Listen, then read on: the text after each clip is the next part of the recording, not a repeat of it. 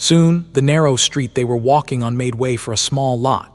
Spaces like these were not rare in the outskirts, since no one really bothered with city planning here. The mess of streets and alleys grew chaotically, with many of them being nothing but an accidental result of tall buildings, factories, and massive human hives being constructed in close proximity to each other. As a result, there were plenty of random gaps like this one around. What made the empty lot special, however, was that it had somehow turned into a small park. Greenery was exceedingly rare in the outskirts, which made the park especially precious. The modest space in front of them was currently covered by dirty snow, but come spring, patches of real grass were going to appear from beneath it. There were a few bushes, a frozen pond, and a lonely tree that somehow clung to life despite all reason. Currently, it stood bare and dark, devoid of the bright crown of its leaves. The park was surrounded by tall buildings, making it seem as if it was situated on the bottom of a deep well. Sparse sunlight fell on the tree from far above, illuminating its thin branches and the gray snowflakes that swirled in the air around them. There were several clean pathways through the snow, as well as a few damaged and vandalized benches here and there. Several people were sitting on the benches, enjoying a quiet moment of respite. They gave the young woman dressed in white and the young man dressed in black uneasy looks. Nephis studied the park for a few moments, then glanced at Sunny. Aren't you wary that something can happen? He took a look at her, then at himself. Both were obviously out of place, considering their physical appearance and expensive clothes. Everything about them screamed of wealth, status, and citizenship. Sunny doubted that the inhabitants of the outskirts would recognize them as ascended, but they would inevitably come to the conclusion that the strangers were rich. He shrugged. Even if some idiots decide to try and rob us, the worst they can do is shoot at us with cheap firearms. I doubt that their bullets can bruise our skin, let alone penetrate it. One would have to use a heavy assault vehicle with state-of-the-art magnetic cannon, or better, yet a spell-tech armament, to leave a small scratch on the body of a master. Even then, landing a shot would not be easy. Nephis shook her head. I'm not worried about us. I'm worried about the idiots. Sunny smiled. Well, don't be. If there is one thing we outskirt rats are good at, it's self-preservation. Anyone can see that both of us are killers. They'll stay away. Changing Star gave him a hesitant nod. A few moments later, she asked. So what is the reason? He lingered for a moment, then shrugged. I met your mother already, so I thought I would bring you to meet mine. Nephis raised an eyebrow. I thought your mother was dead. Sunny nodded. Oh, she is, come. He headed toward the tree, knowing that Neph would follow. As they approached, Sunny sighed and said in a neutral tone. Most people in the outskirts don't get to have a burial, so there are no graves either. Space is a precious commodity. Energy and fuel are too. Human remains are usually dissolved and then discarded. Still, it is nice to have a special place to remember them by. This tree is such a place for me. A long time ago, I carved 2 lines into it, one for my mom and one for my dad. He stopped and stared at the tree, a distant expression appearing on his face. In truth, Sunny had been thinking about his mother a lot recently, and that prompted him to visit the small park. Taking Nephis along was just an afterthought. He had decided that showing her the hidden side of the city would do her some good. It could give her perspective, at least. As they stood silently under the tree, Nephis studied it for a while and then suddenly said, There are 3 lines. Sunny looked at her in confusion. What? Neph pointed to the bottom of the trunk. There is a 3rd line. He stared at her for a moment, then turned away. Oh, the 3rd line is for me. I added it before going away to face the first nightmare. Changing Star glanced at him, then asked in her usual even tone. Were you not confident of conquering it? Sunny laughed. Gods, no. I was pretty sure that I would die. I was ready to actually. Back then, I was sort of ambivalent about life, I guess. Very few people from the outskirts survive their nightmares. We are physically weak and less educated than proper citizens. Local schools are not exactly known for training skilled fighters. He remained silent for a moment and then added, It's weird, actually. A large part of why I survived the first nightmare was exactly because I did not really care to survive. Since I already accepted that I would die, I did not worry too much about anything. No matter what happened, I was able to calmly react instead of panicking. I acted with unrestrained coldness and calculation. Sunny sighed. Of course, such an attitude is of limited utility. It helped me at the start, but one can't get far by acting like a walking corpse. It was only halfway through the nightmare that I suddenly decided that I wanted to live. And once I did, I really, really wanted to live. That was what pushed me to go on despite all reason and eventually escape. He looked at the lonely tree, lingered, and said, I haven't been back here since.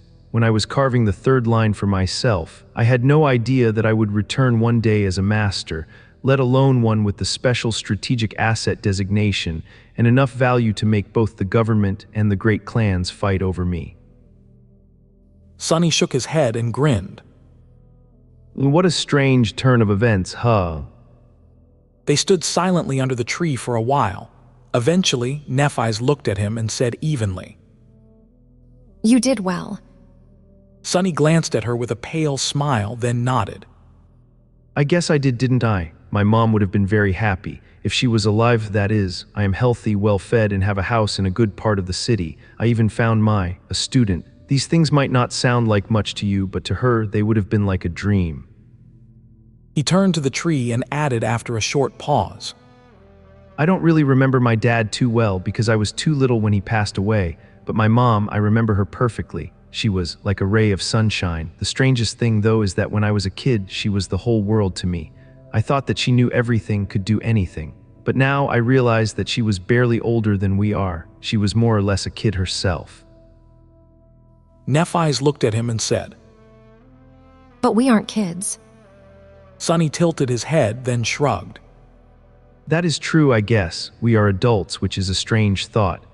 I don't really feel very different from how I was before, at least not in terms of being confident and knowing what the hell I am doing.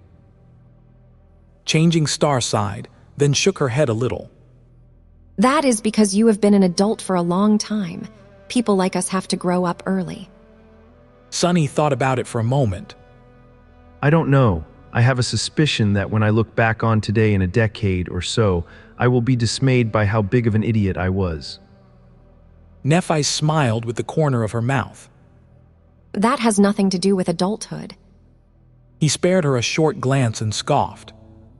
That was the point where you were supposed to say that I am not an idiot, you know. She stared at him with a deadpan expression, then said in her usual tone, I know. Sunny couldn't help but laugh. Anyway, I don't really understand why I wanted to come here. I guess I expected to feel something, and I do. It's just not what I thought I wows feel. Nephis lingered for a few moments. Eventually, he said with a hint of hesitation in her voice, Do you maybe want to say something to your mother? Sunny lingered for a while, then shook his head. What is the point? She is dead, and the dead can't hear anything. They are simply gone. They only exist in the memories of the past. I would rather concentrate on the future. Despite the fact that he had achieved many things that his mother would have wanted for him, it had not been without a cost. His house, his wealth, and the fridge full of food he had back home were only one side of his life. The other side was full of dire things like the sovereigns, the obel scale. And Nephis, his bond with her was a dire thing too. His future was not cloudless at all. The past few weeks had been some of the calmest and most enjoyable in Sunny's life. He had mostly been in Neff's company, doing nothing but training and spending time with her. He had hidden his head in the sand and refused to think about all the troubles that loomed on the horizon. That pleasant time was coming to an end.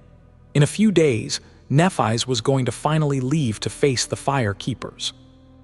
About a week after that, they were going to accept Clan Valor's invitation and attend their ball. After that, everything was going to change. Their futures were going to be decided on that day. Sunny found himself standing at a crossroad, not knowing where any of the roads actually led. Even worse, he was not the only one making the decision on what turn to take. All of it was so tiresome. He sighed, then walked over to the tree and touched it for a brief moment. Hey Mom, it's me. I am doing well, I guess. Rain is well too. She looks like you very much. You would have been really proud of her. Sonny felt rather stupid at that moment, but at the same time, strangely soothed. He hesitated for a few seconds and then thought, Anyway, I don't think I will be able to visit again for a long time, not that you're really here. Oh, that young woman right there is Nephis. She is well, it's complicated. In any case, I think you would have liked her. I have several other friends too, so I am in good hands. You don't have to worry about me. With that, he stepped back, looked at the lonely tree one last time and turned away. Let's go. As they walked away, Neph looked at him and asked tentatively. Are you all right? Sonny smiled crookedly and shrugged. Of course, why wouldn't I be? She opened her mouth to say something, but at that moment, several figures suddenly appeared from behind a corner surrounding them. They were all dirty and disheveled, looking like typical outskirts thugs. The leader, a muscular man with a chemical scar on his face, pointed a kinetic handgun at them and grinned. Not so fast, lovebirds. Rich kids like you really should think twice before coming to where you don't belong. Sonny silently palmed his face. So, why don't you give us your communicators and other valuables before something bad happens? Damn it, this is so embarrassing. Before the thug was done speaking, Sonny appeared near him, grabbed the barrel of his gun and squeezed gently, turning it into a deformed steel pancake. The muscular man stared at his weapon in shock, then suddenly let go of it and jumped back. Awakened. Run. The thugs all froze for a second, then paled and dashed away, disappearing as fast as they had appeared a few moments ago. Sonny was left standing with a broken gun in his hand. He sighed heavily, then threw it into a rusty trash container that stood a couple dozen meters away. The gun clanked against its edge as it disappeared inside. It's unbelievable. The most disheartening thing about it all was that he knew the leader of the thugs. Growing up in this area of the outskirts, Sonny had run into this particular gang more than once, something being mistreated by them, something running small errands for the thugs in hopes of earning some food. And yet, none of them had recognized him, instead mistaking Sonny for a rich city kid. He looked at Nephis and cleared his throat. I'm sorry about that. She shook her head. No need to apologize. Sonny hesitated for a moment, then shrugged and continued walking away from the park. I guess I am really not an outskirt rat anymore. If you enjoyed watching Sonny flip the script on those thugs, like this episode and subscribe for the next one. Now, let us get back to the story. A few days passed in pleasant tranquility. Eventually, however, the time ran out. Nephis gathered her things and left for the Immortal Flame Manor, leaving Sonny alone. It was a bittersweet feeling. Sweet because he finally had the house for himself once again. Bitter because, well, Sonny was not sure that he enjoyed his home being so empty anymore. Nevertheless, he had chosen not to follow her to join the rest of the cohort yet. Sonny felt like the looming ball was going to change a lot of things and had to prepare a few contingencies. If the worst happened, there was a big possibility that he would be gone for a very long time again. There were several things he had to do just in case. His lecture course at the academy had just started, but at this rate, it was under threat of ending prematurely. Sonny spent some time imparting his students with the best and most essential knowledge he could relay in such a short amount of time. But other than that, there was not much else he could do to prevent his academic reputation from potentially receiving a hit. Luckily, all masters led hectic lives. The administration was long accustomed to their star lecturers disappearing for months on end without much of a warning, so his case was not unique. His second worry was the brilliant Emporium.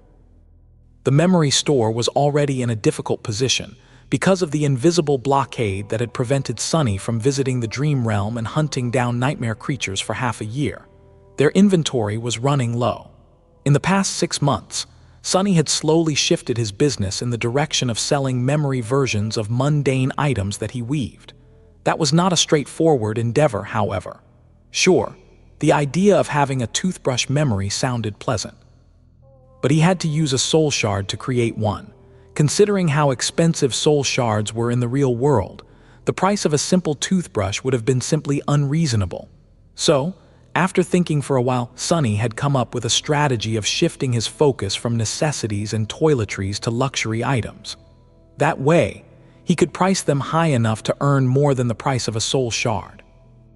Rich clients already had access to mundane items in the dream realm due to their connections to masters and saints, but were willing to pay a lot for the convenience of having various luxuries readily at hand. So, Sonny spent a few days painstakingly creating an especially large batch of these extravagant memories, and then met with Aiko to transfer them. After thinking for a while, he gave her a strange set of instructions. Sonny wanted the brilliant Emporium to stock up on as many memories that provided either warmth or resistance against cold as possible.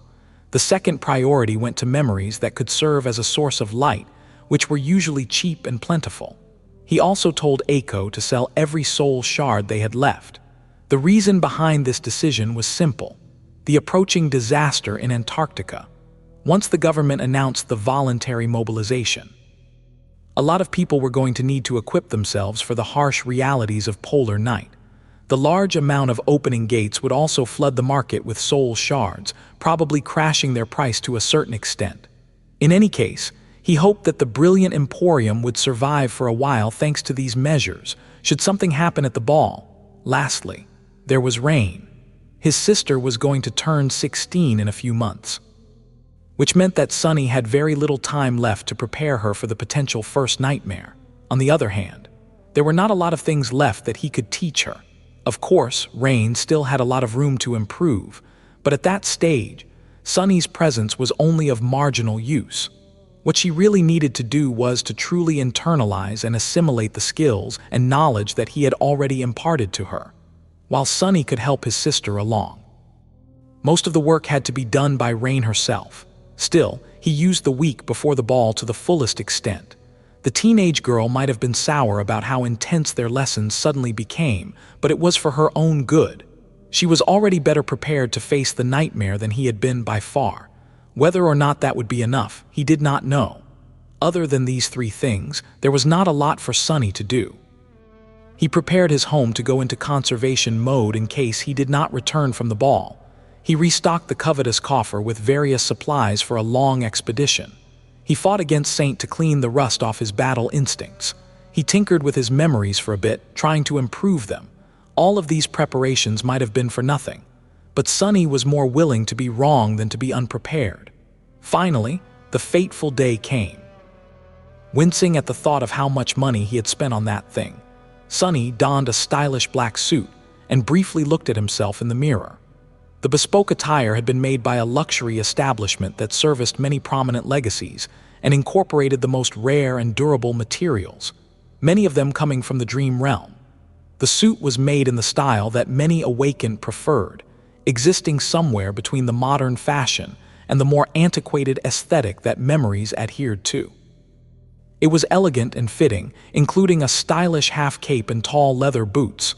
Even though Sonny had said a few strong words to Kai during the fittings, now that he looked at himself, he could not deny that he looked rather good. Sonny lingered for a few moments, then sighed.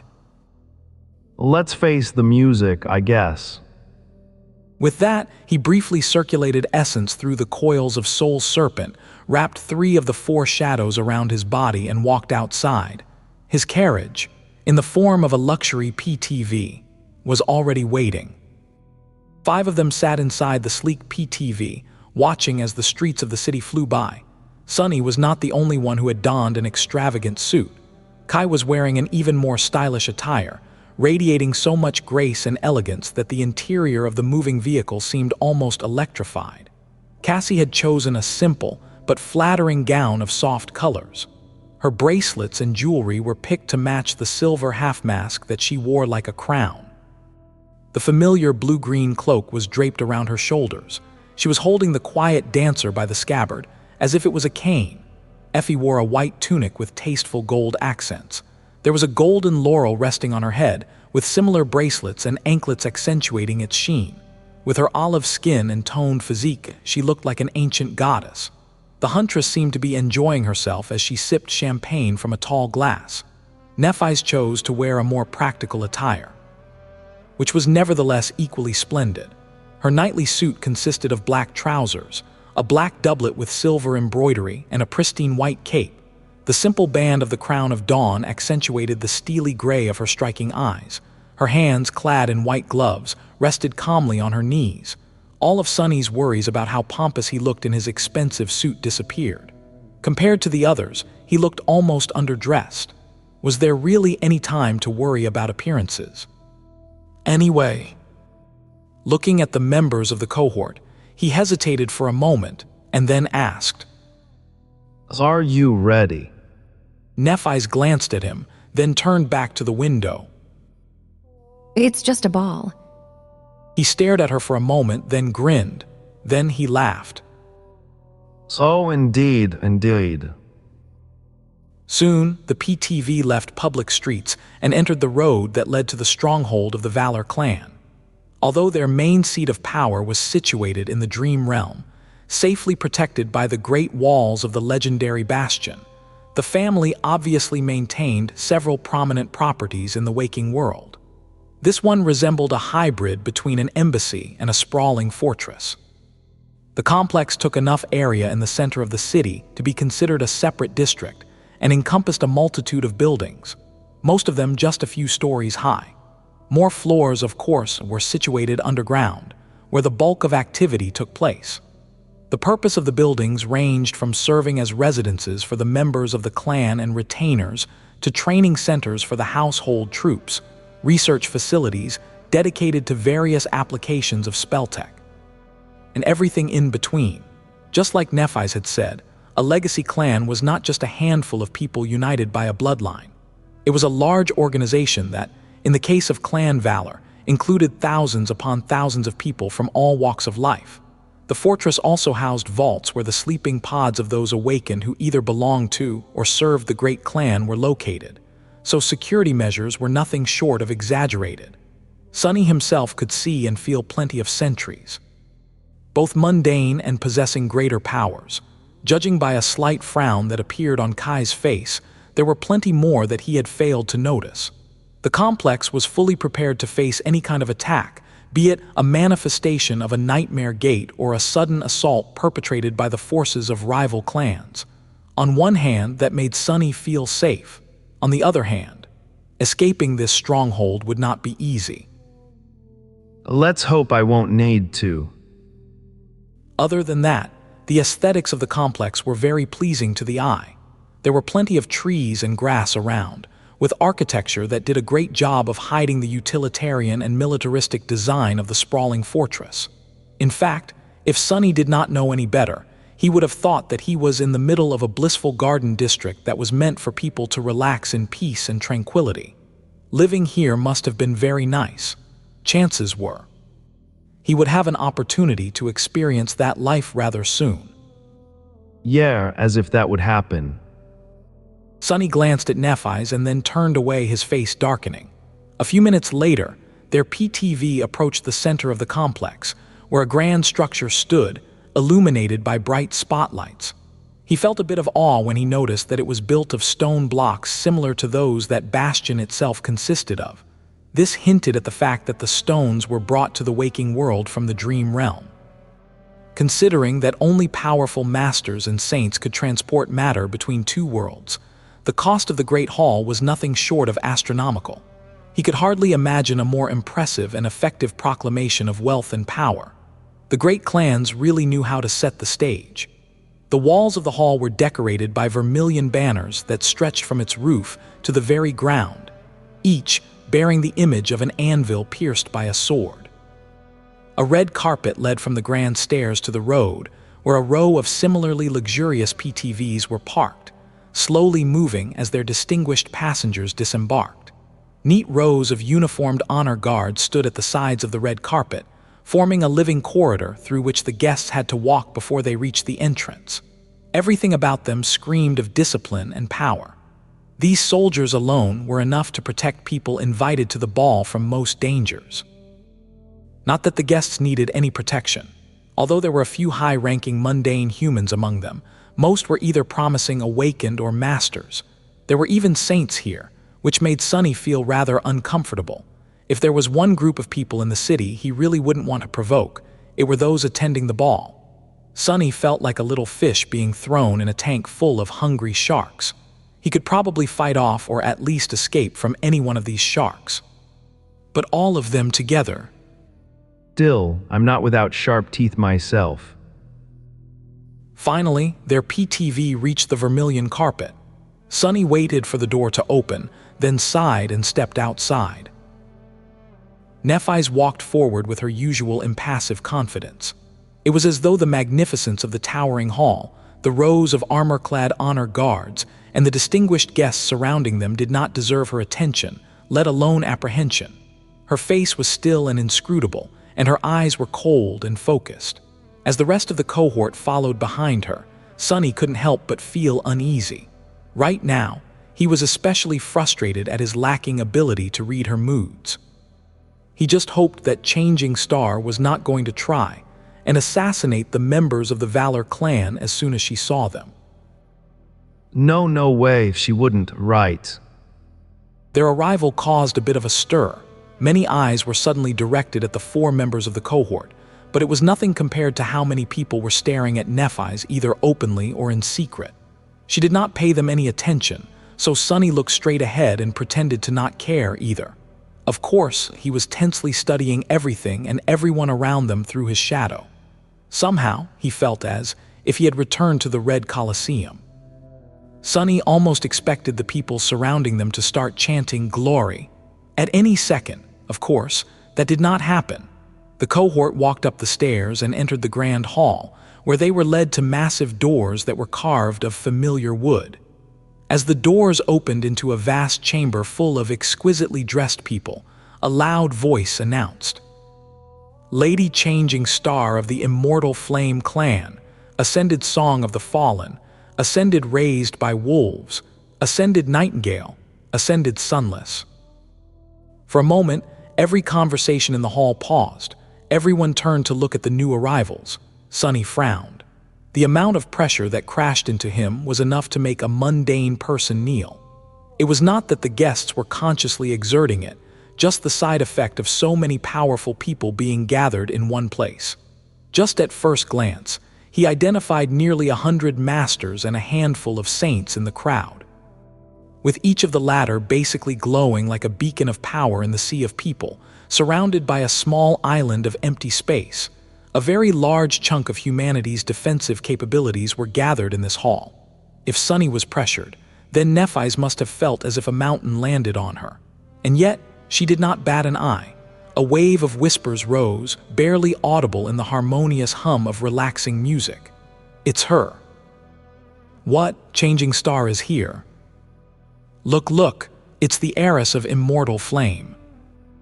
Even among the absolute elites, Neph's status was immense enough to create a commotion. The other 4 members got a lot of attention too, as the brightest stars of the younger generation of Awakened. Both their SS designations and the rapid speed of their ascension made them noteworthy people. Subjected to hundreds of gazes, Nephis nodded curtly and walked toward the tables that offered drinks and refreshments. As she did, the arrival of another guest was announced. Causing the excitement of the crowd to subside a little, Sunny felt incredibly awkward. So, what do we do now? Kai simply smiled. We don't have to do anything, really, before the host arrives and commences the ball. Usually we would use this time to walk around and socialize, but in this case, there is no need. Everyone will come to us. So, just enjoy yourself, smile, and answer politely if someone addresses you. Sunny shifted his shoulders. That is terrible advice. How was he supposed to enjoy himself and smile, knowing what was at stake? As for being polite, politeness often required a person to lie. What was he supposed to do if someone asked him a question that demanded a rude answer? Luckily, he had nothing to fear. Very soon, a stream of people started to approach them, somehow making it seem as if they all just happened to walk by. However, all their attention was concentrated on Nephis.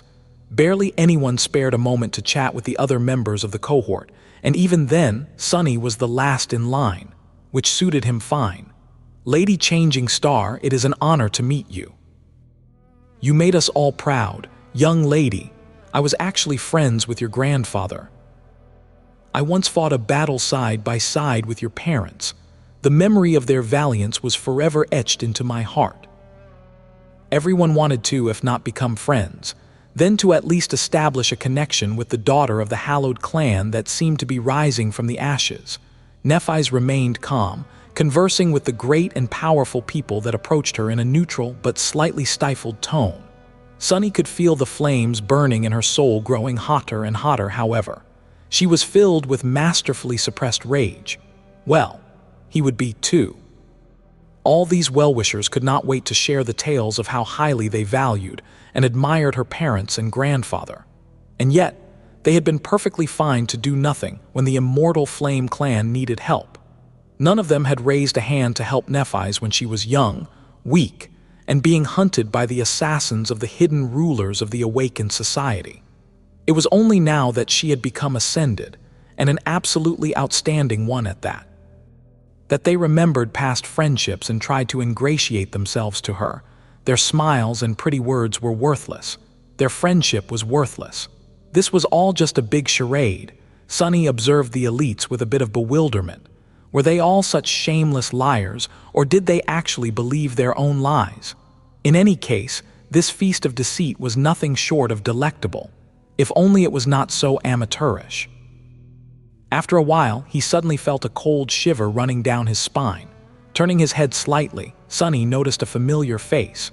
An exquisitely beautiful woman in a dazzling dress the color of red wine was approaching them. She was graceful and elegant with a supple figure and full scarlet lips. Her most striking feature, however, was her skin. It was gray like stormy clouds, smooth like silk, and devoid of any imperfections. The woman smiled, revealing perfectly even, pearly teeth. Lady Nephis, I am so glad to see you again. Changing Star looked at her and lingered for a moment. Then she said, Sation, I am glad to see you as well. Sation, the former lieutenant of the Bright Lord Gunlog and leader of the Handmaidens, was standing in front of them with a calm smile. Sunny had not seen her after the tumultuous escape from the Forgotten Shore, where she had held the line as the commander of the 2nd Defense Bulwark of the Dreamer Army. He had thought that becoming a master would make him less susceptible to her presence, but it did not. Her striking beauty, her exotic looks, and the aura of mystery that surrounded Sation were just as compelling as ever. The knowledge of how frightening her true nature was also made it impossible for him to remain unaffected. Not to mention the most important fact of all. Sation was one of the adopted daughters of Kai Song, the ruler of the great Song clan and one of the 3 sovereigns. If anything, knowing more about her background only made Sunny pay the beautiful woman extra attention. What the hell is she doing here? Sation, meanwhile, looked at the other members of the cohort and said with a small but seemingly sincere smile, Athena Kai Kasha, Sunless, it is good to see you doing well too. Effie gave her a long look, then shrugged. Likewise, how have you and your girls been? After the return from the Forgotten Shore, half of the members of the former Dreamer Army had decided to follow Cassie and became known as the Fire Keepers. Of the remaining half, most had chosen a different path, either remaining independent like Sunny and Aiko or joining various legacy clans. All the surviving handmaidens, however, had followed Sation back to Song. Just like that, the great clan had not only received its lost daughter back, but also earned the utmost loyalty of a dozen extremely promising recruits. Come to think of it, that might have been one of the reasons why Valor wanted to gain the allegiance of the Fire Keepers so badly. A group of exceptional and supremely battle-hardened Awakened might not have been able to change the balance of power between the 2 great clans immediately, but in a few years, when the survivors of the Dreamer Army started becoming masters or maybe even saints, eventually, that could easily change. Sation responded in a serious tone. We are doing well. my clan embraced us with open arms.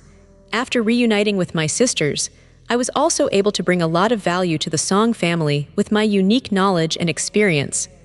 The long years I had spent on the Forgotten Shore were not for naught. She had been stuck in that hell for far longer than any of them. In fact, Sunny did not know how many years Sation had spent in the Dark City exactly, but it might have been as high as 9 or 10. Being able to survive and hold on to power for so long spoke a lot about how resourceful and dangerous the daughter of Kai Song was, especially considering that, in the end, she was the only one of the old guard who had managed to escape. No wonder the great clan was so eager to get her back. Sation looked at them and smiled. Of course, we have yet to achieve the same measure of success as the 5 of you. Reaching ascension so soon after becoming awakened is no small feat. You have my respect. Her smile paled a little. I will be going away to challenge my own second nightmare in a few days. As a matter of fact, this ball is the last opportunity I have to experience the wonders of the waking world before that. She looked around wistfully and sighed. So, she is also in a hurry to become a master, huh? Sunny stared at the gray-skinned beauty with a bit of apprehension. Sation was already scary enough as an awakened. How much more powerful would she become after ascending? Kai offered the former leader of handmaidens a reassuring smile. I am sure that you and your cohort will do fine. The second nightmare is a terrible challenge, but people who survived the Forgotten Shore are suited to face its dangers more than anyone else. You will triumph. Before Sation could answer, Nephis finally spoke. Looking at the daughter of Song impassively, she said in her usual even tone, I have to admit, I am surprised to see you here. Sation lingered for a moment. Oh, you must have heard about the recent disharmony between Song and Valor. Do not pay it too much attention, Lady Nephis. Despite our disagreements, it is still important to present a united front. I am here to keep up appearances. Changing Star thought for a moment, then nodded. I understand. You are here to send a message. However, I find it curious that a junior member like you was chosen above more senior representatives of the great clan Song.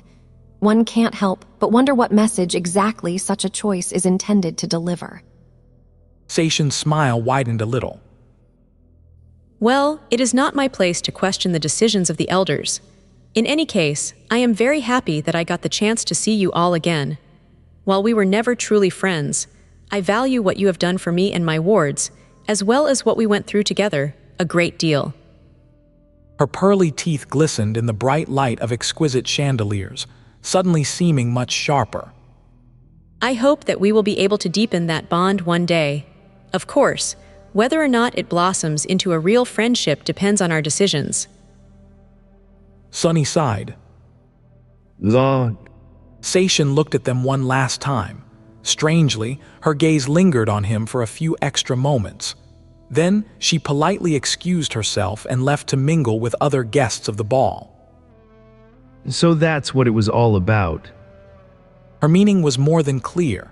Clan Song decided to not go as far as making an earnest effort to spoil the negotiations with Valor and try to recruit the members of the cohort and the Fire Keepers into its ranks instead. However, they did issue a warning. Make the right decision if you know what's good for you. Stay away from our rivals. Or else. That threat might have been packaged into an exquisitely beautiful cover, but the underlying message remained quite clear. Looking at the back of Sation as she was walking away, Sunny shook his head. Did I somehow end up involved in politics? By the spell I did, didn't I? Curses. Why can't a guy just grow stronger than everyone in the world and unreasonably rich in peace? A few minutes later, the atmosphere in the Great Hall suddenly changed. The hum of voices grew quiet, and many of the guests shifted, turning to a particular spot. As Sunny watched, a tall figure appeared on a wide balcony above them. The man was strong and severe, with a sharp face and even sharper, cold eyes. His black hair was touched by silver at the temples. He was wearing an elegant attire that somehow looked like a suit of impregnable armor despite being made of nothing but black fabric. His vermilion cloak moved slightly, as if touched by invisible wind. As soon as the man appeared, Sunny felt a considerable pressure descending on the hall. The dignified stranger radiated so much power and authority that it was hard not to admire him or fear him. He was a saint, without a doubt. What was more, his features looked slightly like that of Mordred and Morgan. For a moment, Sunny thought that he was looking at Anvil of Valor himself. But no, that could not be. Although the familial likeness was there, it was not too pronounced. The mythical sovereign was also not supposed to be able to enter the waking world easily, let alone openly show himself in public. That would just go against everything that the sovereigns did to remain in the shadows. Must be Saint Madoc of Valor, also known as Whispering Blade. Saint Madoc was one of Anvil's siblings and the nominal leader of the great clan Valor. Of course, Sunny knew who truly called the shots. But the status of this powerful man was by no means for show. Whispering Blade was a legendary warrior and one of humanity's most formidable champions in his own right. As the guests quieted down, Saint Madoc looked at them from above with his steely blue eyes, and then smiled slightly. Instantly, the pressure receded, making the mundane humans in the crowd sigh with relief. Morgan's uncle spoke, his strong voice easily reaching into every corner of the great hall. "Ladies and gentlemen, esteemed guests, welcome to the annual ball of the great clan Valor. It is my honor and pleasure to welcome you all under our roof once again. In the past year, many things have happened. Some of our brothers and sisters are not with us anymore." Somber silence settled over the hall. Every year brought a lot of death to Awakened. Even masters were not spared from that fate. This year in particular had dealt a heavy blow to humanity. Even though few knew of what had really happened, the absence of St. Cormac was clearly felt by many. Transcendents were so exceedingly rare that the loss of even one of them echoed across the world. As the guests turned somber, Whispering Blade's smile suddenly widened, dispelling the solemn mood. "Despite that, it pleases me to see many new faces among you. Humanity has grown stronger yet again. New heroes rose to carry the torch for those who had fallen in battle. With champions like these, our world has nothing to fear. Despite it all, we persevere. But more than that, we rise. Nothing can stop our ascension." He looked at the guests and then sighed. "Well, those of you who know me also know that I am not one for long speeches. To be honest, this one was actually written by my beloved wife, who is far more eloquent and wise than me, not to mention pleasant to look at." A wave of polite chuckles spread through the crowd. Saint Madoc smiled once again. "Today is not a day for sorrow. Today is a day for joy. And so, let the ball commence." As soon as he said that, the space in the middle of the hall was cleared, and the musicians started to play a magnificent and emotional composition. Whispering Blade danced the first dance himself, accompanied by a beautiful, mature woman. Moving with elegance and grace, they both looked breathtakingly splendid. Soon, other pairs joined them. Sunny observed the dance with a bit of interest. He had not known what to really expect from this ball, but to his relief, it was nothing like the awkward and almost comical sight that he had witnessed in the nightclub a few weeks ago. The dancers were much more purposeful and elaborate in their movements. Both partners had to move in synchronicity to not disturb the flow of the dance, following the music with surprising skill.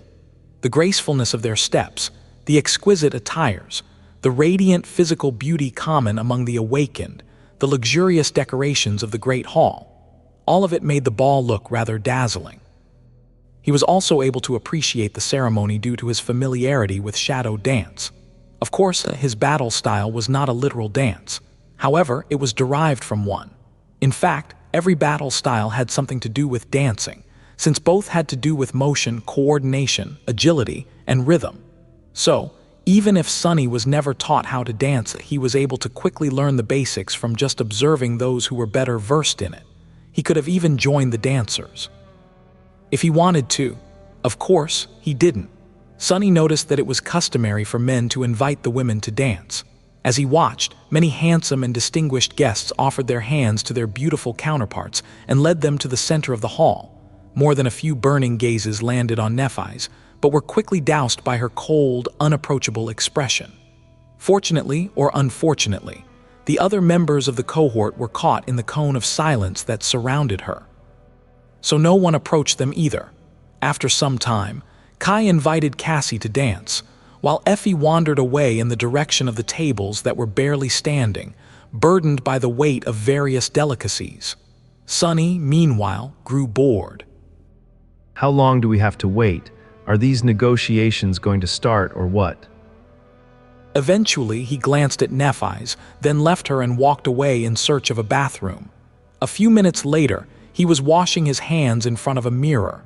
Looking at his pale reflection, Sunny lingered for a few moments and then said, I know that you are there. Stop hiding. Nothing happened for a few seconds. Then, his reflection suddenly offered him a pleasant smile. Oh, how did you know? When his reflection suddenly spoke, Sunny flinched and jumped back. A startled expression appeared on his face. He stared at the mirror with wide eyes, then cursed and remained silent for a few seconds. Finally, Sunny uttered through gritted teeth, I did not know. I just developed a habit of saying random rubbish to mirrors in case something like this happens. Who knew that this time you would actually turn up? Mordred, who disturbingly wore his face, blinked a couple of times, then laughed. So it was a bluff. Goodness, I can't believe I fell for this trick. Sunny's reflection shook its head. Sunny himself, who felt incredibly troubled by the sight of his own likeness being inhabited by the Prince of Nothing, sucked in a breath of air, and then hissed. What are you even doing here? Have you entirely lost your mind? This is the stronghold of clan valor. Mordred shrugged. Why can't I visit my own clan's ball? Sunny suppressed the desire to palm his face. Not if you want to live. But then again, why would he care if Mordred lived or died? Actually, it would have been wonderful if the troublesome mirror wraith was caught and either destroyed or imprisoned again by his mighty family. Sunny would have one less headache if they did. Unless Mordred decided to trade away his secrets, of course. Damnation. The Prince of Nothing, meanwhile, waved his hand dismissively. Ah, don't worry so much. Sunless, I'm not here to do anything.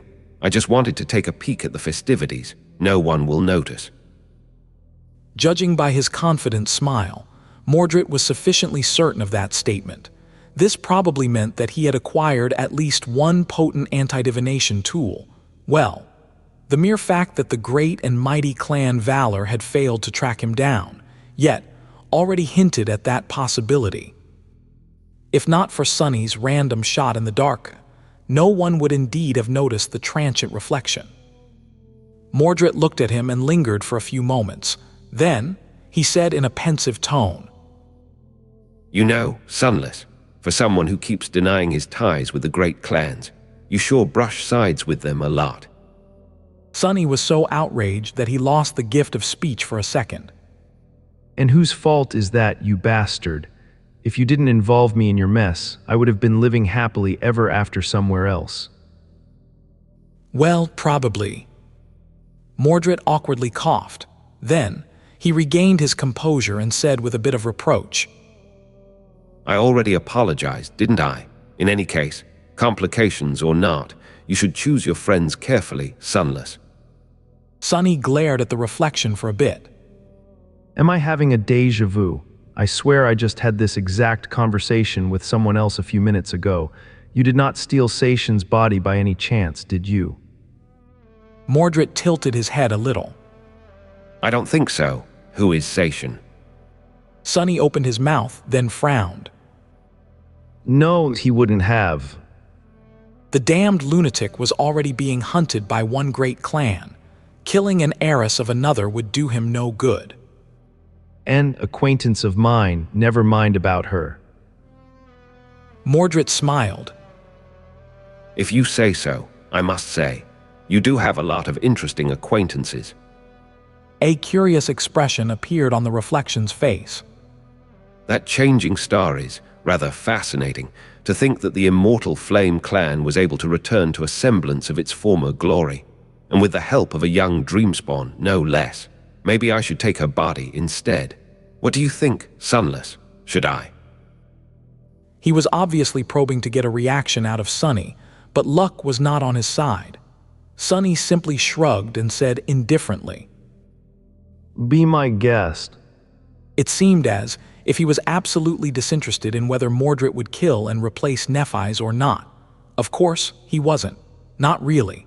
He just thought that the Prince of Nothing would dearly regret trying to consume Changing Star's soul. Not only was she a tyrant, which would make battling her a nightmare, he also suspected that her soul possessed its own formidable defenses. Nephis had already hinted that the lineage of sun gods strengthened it somehow. But that only accounted for the quantity of her force. There was also the quality. Sunny had a hunch that Mordred would be burning himself alive if he tried to invade her radiant soul sea. Wouldn't that be a sight to see? He glanced at his reflection, then said coldly, Is this all you wanted to say? Because if that's it, I have a ball to return to. Then Sunny scoffed and added, And by the way, didn't you give a very pompous speech about how I should pray to never meet you again the last time we saw each other? Kind of presumptuous of you to then go ahead and place yourself straight in my sights, in a bathroom of all places. Mordred's smile paled a little. Ah, that. I did not forget about that, Sunless. Truth be told, I'm still very peeved about what you have done. Come to think of it, maybe I should do something to lessen my frustration. Say, which of your friends do you value the least? Sunny's fist slammed in the mirror, shattering it. Mordred laughed, staring at him from the shards. His face, Sunny's face, became distorted by the cracks. Oh, Sunless, so passionate. Sunny stared at the broken mirror for a few moments, then said through gritted teeth, I value all my friends, you bastard. Affection is not something you can assign a numerical value to and then compare which number is bigger. Well, you wouldn't know, I guess. Not only do you care about no one has most likely ever cared about you either. He took a step forward and stared directly at his reflection. You like to talk big, Mordred, and make it seem as if I should be afraid of you, but that is true the other way around too. I can be scary when I want to too. Think long and think hard before making me your enemy, or you will learn to fear the shadows. Mordred stopped laughing and looked at him silently for a few long moments. His smile slowly disappeared. After a few moments of silence, the Prince of Nothing sighed. We understand each other then. Let's not become enemies, Sunless. Crushing you won't bring me any joy. With that, he disappeared as if he had never been there. The reflection still looked the same, but the alien presence seemed to be gone from it.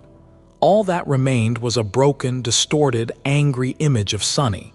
He grimaced, and then turned away. We'll see who crushes whom, bastard, if time comes. After returning to the dancing hall, Sunny saw it in a new light. His perception had shifted, making everything seem darker and more dangerous. He had already been apprehensive about the crowd of guests, but now, every one of them looked like a potential threat. Mordred might have said that he was not planning to do anything and had just come to take a look at, but could the banished prince be trusted? As far as Sunny was concerned, the lunatic could have been on his way to publicly assassinate one of his relatives, or slaughter as many as he could, right now. Much worse, he could be hiding inside of anyone. Every guest was a potential host, every mundane human, every awakened, every master. None of them were beyond suspicion. Even saints were not off the list, perhaps. Sunny suppressed a groan. Curse it all. There were two carriers of divine aspects in the world that had made it their life goal to destroy the great clan Valor at all costs. And now, both of them were in this building. Even if nothing happened, the threat alone made him itchy. The great hall, where dozens of beautiful pairs danced suddenly, did not look as splendid. Turning around, Sunny looked at Nephis, lingered for a few moments, and then walked in her direction with steady steps. As he came close, he offered her a hand and asked, Shall we dance? Neph looked at him in confusion for a couple of seconds, then shrugged and placed her hand in his. Together, they walked to the middle of the hall. Sunny put his second hand on her waist. while she put hers on his shoulder. Suddenly, they were extremely close to each other. Sonny's heart skipped a beat. It was in moments like this one that he missed having to. Without wasting any time, Sonny led Neff into a dance. It wasn't too hard. He just had to listen to the music and repeat what the other dancers were doing, with his proficiency in shadow dance. Understanding the logic and cadence of their movements was incredibly easy for him. Although Sonny was dancing for the first time in his life, he looked more comfortable and adept at it than most of the guests. Changing Star seemed like a natural. 2. Perhaps it was due to her own combat mastery, or perhaps she had received lessons as an heiress of a legacy clan. In any case, almost instantly after they started the dance, the pair caught a lot of admiring stares. Sonny did not care. He had much bigger problems on his mind. Trying to not let her closeness affect him too much and failing at it, he waited for a bit and gathered his thoughts. Finally, Sonny said, his voice drowned by the music and the hum of the great hall. I've been meaning to ask. The time to hide his head in the sand was over. Nephis silently raised an eyebrow, prompting him to continue. What exactly are you planning to do today? You know that Valor won't take no for an answer. They want to have all of us, but if that is not possible, they'll only settle for getting at least one. That way, they'll be assured that the rest of us won't join a rival faction. So, which one of us is going to become a retainer of the great clan Valor? Changing Star lingered for a while, allowing him to lead her in the dance. Her hand rested easily on his shoulder. After a few steps, she suddenly asked, You don't really understand, do you? Sonny did not frown, but his eyes suddenly became darker. I don't. What is it that you think I don't understand? A somber expression slowly appeared on her face. Valor and Song are not rival factions, Sonny. They're war camps. As they spun under the light of beautiful chandeliers, she leaned even closer and said, I've studied the facts for a long time after returning to the waking world. The ripples caused by the death of Saint Cormac, the subtle machinations that happen in the darkness, the growing imbalance of power between Bastion and Ravenheart, even the timing of Sation challenging the second nightmare. It all paints a clear picture. A slight scowl appeared on Sonny's face. What are you trying to say? Nephis sighed. I am trying to make you see that the conflict between the great clans has grown into something more than mere disagreement. They are at war, or rather, they will be soon. Sonny felt her hand growing tense in his own. Wait, what does a war between great clans even look like? Changing Star shook her head. Something like that has never happened before, so, who knows? 3 things are certain, however. It will be hidden, it will be bloody, it will claim the lives of many people. He suddenly felt cold.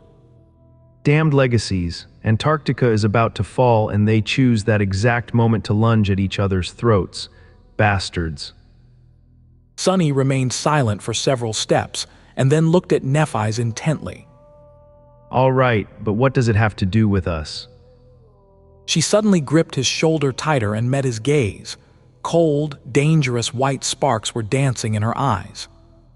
Don't you see? It has everything to do with us. Sonny stopped himself from snarling. Nephis, whether the great clans are embroiled into a secret war or not does not change anything. You are still too small and weak to openly oppose them. Please tell me that you understand that. You were the one who said that these people are too strong, that their power is too absolute. Changing Star stared at him for a while, her face turning impassive. After a few moments of silence, she said, When Sonny heard what Nephis had to say, he almost stepped on her foot. His rhythm was broken, making it difficult to remain in the flow of the dance. He narrowly avoided stumbling, regained his composure, and threw a burning gaze at her. Sonny demanded. What? Her expression did not change. Nephis replied. You heard me. Sonny opened his mouth, lingered for a moment, then simply turned around and pulled her by the hand. Despite the fact that many people stared at this sudden turn of events, He cut through the dancing guests, forcing Neph to follow. They left the middle of the great hall, then disappeared from the central chamber entirely. Finding himself in a corridor that ran along the length of the dancing hall, Sonny walked swiftly, searching for an empty room. Eventually, he had to settle for a kitchen of sorts. Several chefs and their assistants were busy preparing more refreshments for the guests of the ball. Or rather, they had been. Even before Sonny entered the room, the shadows inside suddenly moved and grew darker, startling the kitchen staff. Throwing a heavy glance at them, he said in an even voice, "Leave." The chef stared at the two masters in confusion for a couple of moments, then silently backed away and left through a different door, their faces pale. Sonny and Nephis were left alone. He waited for a bit, then let go of her hand and outstretched his own. A strange flute carved of emerald bone appeared in it from a swirl of sparks. Sonny brought it to his lips and blew into the hole. Surprisingly, no sound came out of the flute. Instead, it seemed to have absorbed all sounds, enveloping them in a cone of silence. Now, no one would have been able to listen in on their conversations. Sonny's shadows also kept watch outside the kitchen just to make sure. Finally, he turned to Nephis and snarled, "You, join Valor? What the hell?" Changing Star sighed, then took a step back and leaned on the wall. Then she spoke in her usual calm, steady voice. Nephis asked, Why are you so surprised? Sonny stared at her in stunned silence. Then he shook his head. What about your great goals? After all the crazy stunts you pulled, after all that talk about wishing to bring the three ghouls to their knees and destroy them, you are just going to join them. Nephis's eyes grew somber. Nephis said, My plans did not change, Sonny. He frowned. Sonny asked, So you are going to destroy Valor, but you are also going to become one of their own. Don't you see the contradiction? She looked at him intensely, then said with boiling but suppressed emotion in her voice, There is no contradiction. On the contrary, this is the only way I can advance my goals. Nephis took a step forward and pierced him with a searing gaze. The sovereigns are indeed too strong.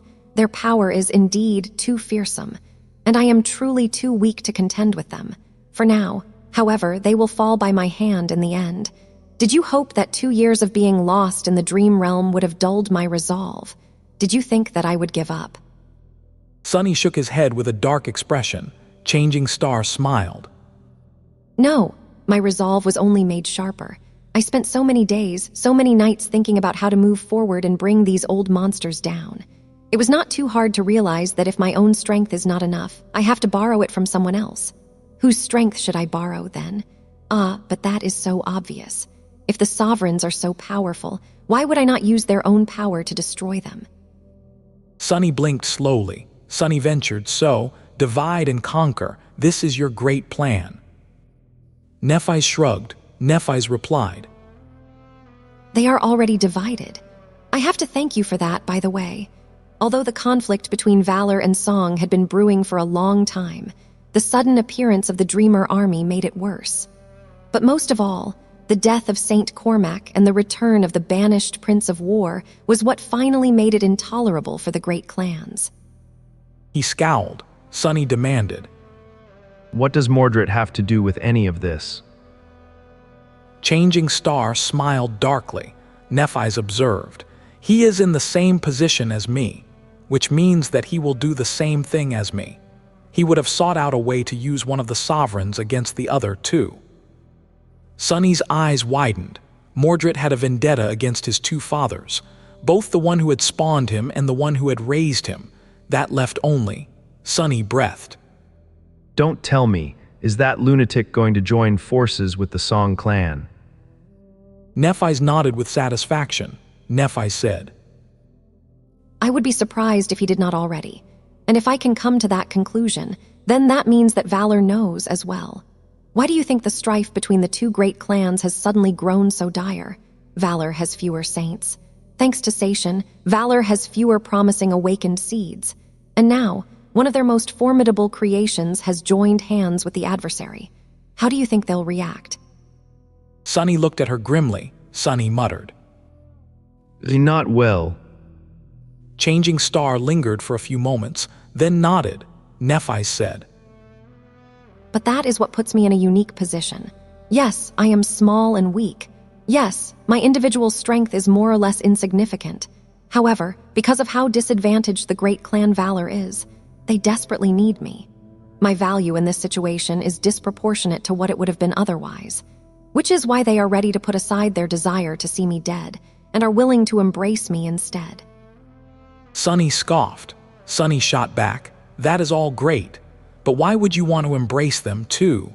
Wouldn't it be better to stay away and watch as the two great clans maul each other, then swoop in and finish off the weakened victor? Nephis shook her head. Nephis replied, No matter how much one of the great clans weakens, its armor would still be too strong and impenetrable for me to break through it. He raised an eyebrow. Sunny asked. So what? Changing Star looked at him, cold white flames dancing in her eyes. Nephis answered, So I won't try to. Instead, I'm going to bypass the armor and attack them from within. Sunny grimaced. What Nephis had said made sense. As much as the word sense could be applied to her, Changing Star wanted to destroy the nightmare spell, and the sovereigns were in her way. Just like Gunlog, the ruthless tyrant of the Bright Castle, they had seemingly given up on pursuing liberation from the spell, and instead settled for the great power that it had already bestowed upon them. What was worse, they were holding others back from rising high enough to threaten their position. At least that was how it looked from below. Perhaps the sovereigns had other reasons for their despotism and inaction, but Sunny had no way of knowing if they did. Not that it mattered to Nephis. To her, they were simply an obstacle that had to be destroyed. Her personal desire to avenge the immortal Flame clan and bring retribution to those who had betrayed her father only made the task sweeter. However, her enemies were much too strong. She would only be able to challenge them if she became supreme herself, but the path to supremacy was guarded by the very people she needed to destroy. Faced with this dead end, she had decided to use the sovereign's own power to vanquish them. She also wanted to infiltrate the ranks of her enemy and put herself in the position to attack one of the great clans from within when the time came. Sunny let out a heavy sigh. So let me get this straight. You're going to join Clan Valor, fight for them until Clan Song is destroyed to earn Anvil's trust, then turn your blade against him. Nephis lingered for a few moments, then shrugged. Nephis replied, More or less. Why? He rubbed his face. This is a terrible plan. There are more holes in this plan than in Swiss cheese, whoever Swai is, who says that Valor will win this war, who says that Anvil will ever treat you as anything but a latent threat. Do you think that he is a fool? Surely he knows how much you have to hate his guts. Changing Star looked at him calmly. I do. I say who wins. I say whether he trusts me or not.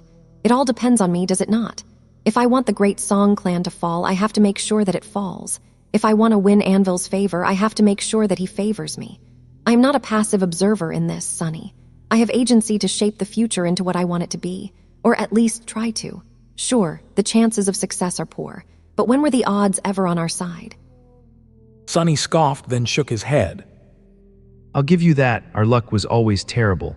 However, there is a difference between being thrown into overwhelming danger against your will and deciding to put yourself at risk of your own volition. Unlike before, we don't have to be underdogs. You are choosing this. Nephis shook her head as well. That is where you are wrong, Sunny. Do you really think that I have any choice? Do you think that I can turn back now? That the sovereigns will ever let me be? No, it is too late for that. It is, as you said, Valor are determined to have their pound of flesh. All I can choose is where they sink their teeth. He glared at her for a few moments, then snapped, Aren't you forgetting something? Looking at him, Changing Star frowned. Nephis asked. What? Sunny took a step forward. Sunny declared. You are forgetting me. I have a say in this too, goddammit. She remained silent for a while. Eventually, Nephis said, I am not forcing you to do anything. You don't have to follow me to Valor if you don't wish to. A crooked smile appeared on his face. Sunny remarked, Oh, great, but is this really true? There is a certain bond between us after all. I am only free to do as I wish until you decide otherwise. Who knows if your mood will change one day? Neph stared at him for a few long seconds. Then she sighed and crossed her arms. Nephis murmured. So this is what it's all about. Sonny gritted his teeth, then said slowly. Sonny said slowly. Since we are talking about it, let's talk. This conversation was a long time coming, so Nephis, tell me, what are you going to do with your power over me? Her face remained impassive. Neph looked at him coldly for a moment and then said, "Nothing.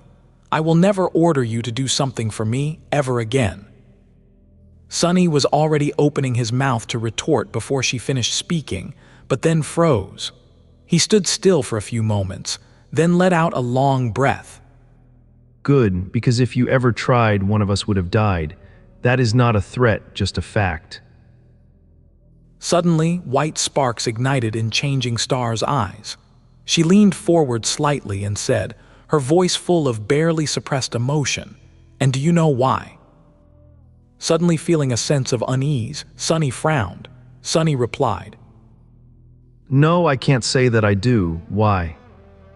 She took a step forward and stopped in front of him, almost as close as they had been during their dance.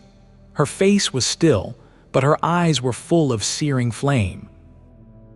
Because I don't need anyone to follow me against their will. I don't need a magical collar to make people serve me. I don't need slaves. That is not enough for me, Sonny. Why should I settle for submission when I can have loyalty? People who will follow me, serve me, and obey me will do so because that is their most ardent desire. They will do so with a smile. If I ever want to make you mine, Sonny, you will become mine. Not because you were forced to, but because you would want to. That is also a fact. He stared at her for a few moments, startled by the sudden intensity of her words. Then, a stubborn expression appeared on his face.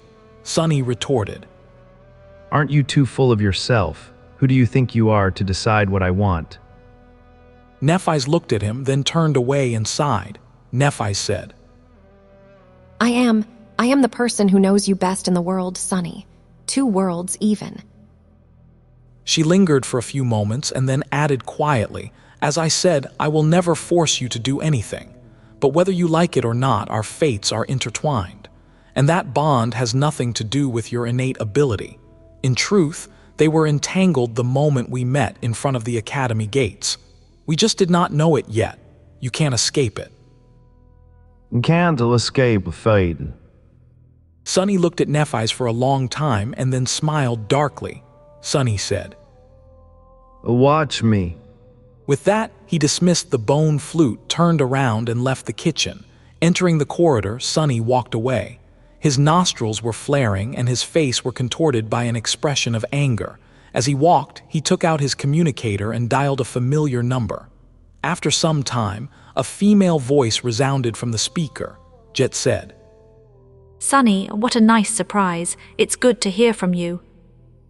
He hesitated for a few moments and then took a deep breath. Then Sonny smiled and answered in a friendly tone, Master Jet, hey, I have a question for you. He paused for a second and then asked, How cold is it in Antarctica? Sonny was riled and angry. Once again, talking to Nephis made him lose his sense of balance. However, the decision he made was not an emotional one. He had enough composure to keep a clear head even while being affected by seething feelings. Years of battles and dire conflicts had taught him how to keep a cool head, so his choice was cold and calculated. 2 things had become clear during the conversation. The first one was very simple. Nephis intended to join the great clan Valor, while Sonny didn't want to have anything to do with it. It was one thing to become a retainer of a powerful and prosperous clan in order to make use of its vast knowledge, arsenal, and resources. Despite his strong desire to remain independent, Sonny had entertained the idea himself. However, it was a completely different thing to join an embattled clan that was on the verge of entering a destructive and bloody war against a similarly fearsome adversary. To add insult to injury, Valor was on the losing end of the equation. Their enemy, the great clan Song, held all the advantages, And even worse than that was the idea of joining a warring faction with conscious plans of betraying it further down the line. Nephis was more than willing to eventually face not one, but both great clans in battle. She had her goals and conviction, but Sunny just wanted to be left alone. He saw no reason to follow her into the dragon's maw. More than that, with her joining Valor, the initial condition that had forced him into the damned negotiations in the first place was resolved. Since Valor was willing to settle for recruiting just one member of the cohort, and Changing Star was willing to play the role of the recruit, then why the hell would he follow suit? In short, despite all the contradictory feelings raging in Sunny's heart, the situation was rather straightforward. There was no compelling reason for him to enter into service of the great clan, but there was a convenient opportunity for him to take a step back and walk away. He would be a fool not to use it. Of course, in reality, things were a bit more complicated. What Changing Star had said might have angered him, but she was not wrong. Their fates did, indeed, seem to be intertwined. From being born in the same year to receiving divine and complementing aspects, from meeting at the gates of the academy to being sent to the same small patch of the Forgotten Shore.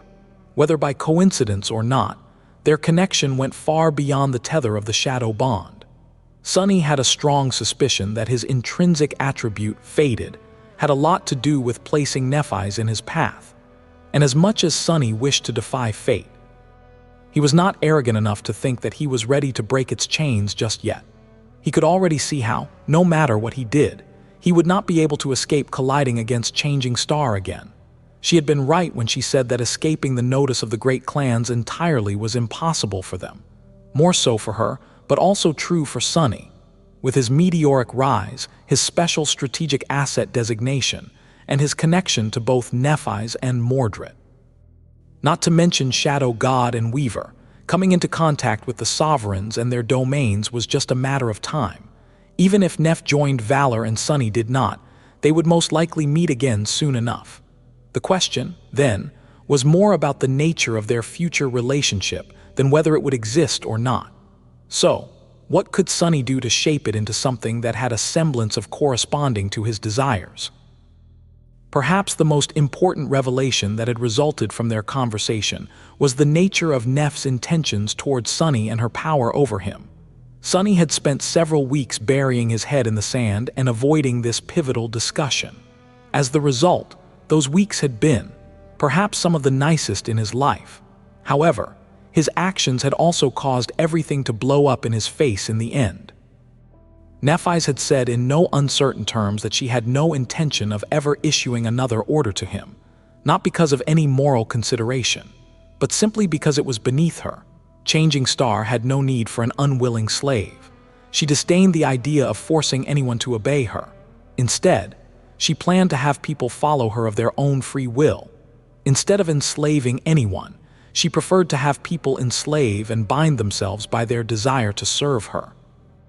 Neph had told him that she would never force him to do anything, but she also seemed to be certain that he would follow her willingly in the end. And that, to Sunny, was the core problem of the dynamic between them. He believed that Nephis valued him. She even respected him. But despite all that, she still saw him as a follower, and a follower could never be an equal. Damn it. Worst of all, her stance was not baseless. Sunny couldn't help but think back to his conversation with Effie. The Huntress had told him once that he would never be stronger than Changing Star, because Changing Star had something that he lacked: conviction. Sunny had been tempted to dismiss her well-meant, but biting remark. However, he could not dismiss the fact that despite all his desperate attempts, despite him almost killing himself several times to catch up to Nephis, there was still a noticeable gap in power and accomplishment between them. He did not think that he lacked determination. Gods knew that very few people have pushed themselves as hard and endured as much as he had. But his last conversation with Changing Star had finally given Sunny an inkling of what it was exactly that he lacked. As far as Sunny saw it, his determination was no less intense than Neph's. However, all his goals were internal. All he did was react to things. He did not strive to reach anything. Instead, he only strived to avoid and get away from things. Get away from danger, from poverty, from fate itself. He had always been reactive. Neph, on the contrary, had always been active. She had always pursued a goal that was larger than herself. As the result, her conviction pushed her forward like an external force, while Sonny was stuck trying to pull himself up with nothing propelling him forward. That was why he was destined to always lag behind. Selfish desire to attain material wealth and live free would never be able to push him as hard and as far as changing stars' insane and unattainable dream was pushing her. At least that was his current thinking. Maybe it was all senseless crap. In any case, Sonny was determined to try and find an equally powerful motivation. Either it would help him, or it would not. However, no matter what happened. He was not satisfied being seen as a valued follower instead of an equal. He was still determined to grow stronger, much stronger, and if conviction was what it took to speed up his progress, he was willing to give it a try. Where was one supposed to find conviction, though? Well, Sonny was pretty sure that attempting to save hundreds of millions of people in Antarctica was a good place to start. That was where he was going to go in search of true strength. A couple of days later, Sonny was staring at his living room with a strange expression on his face. Everything had already been settled. He was leaving on another long expedition. This time in the waking world instead of the dream realm. Somehow, it promised to be even more of a nightmare. Sonny muttered. Well, whatever. High matters of fate and conviction aside, Antarctica was still a perfect place for him to grow stronger. Now that Sonny was a master, it was not as easy for him to gather shadow fragments. Only fallen nightmare creatures and those more powerful would do. Finding swarms of them was a task in and of itself, and the southern quadrant that was about to be devoured by an endless horde of abominations offered a perfect opportunity. Not only would he be able to work toward becoming a tyrant, test his mettle and sharpen his skill, there would also be plenty of soul shards for him to collect, which he needed to continue practicing weaving.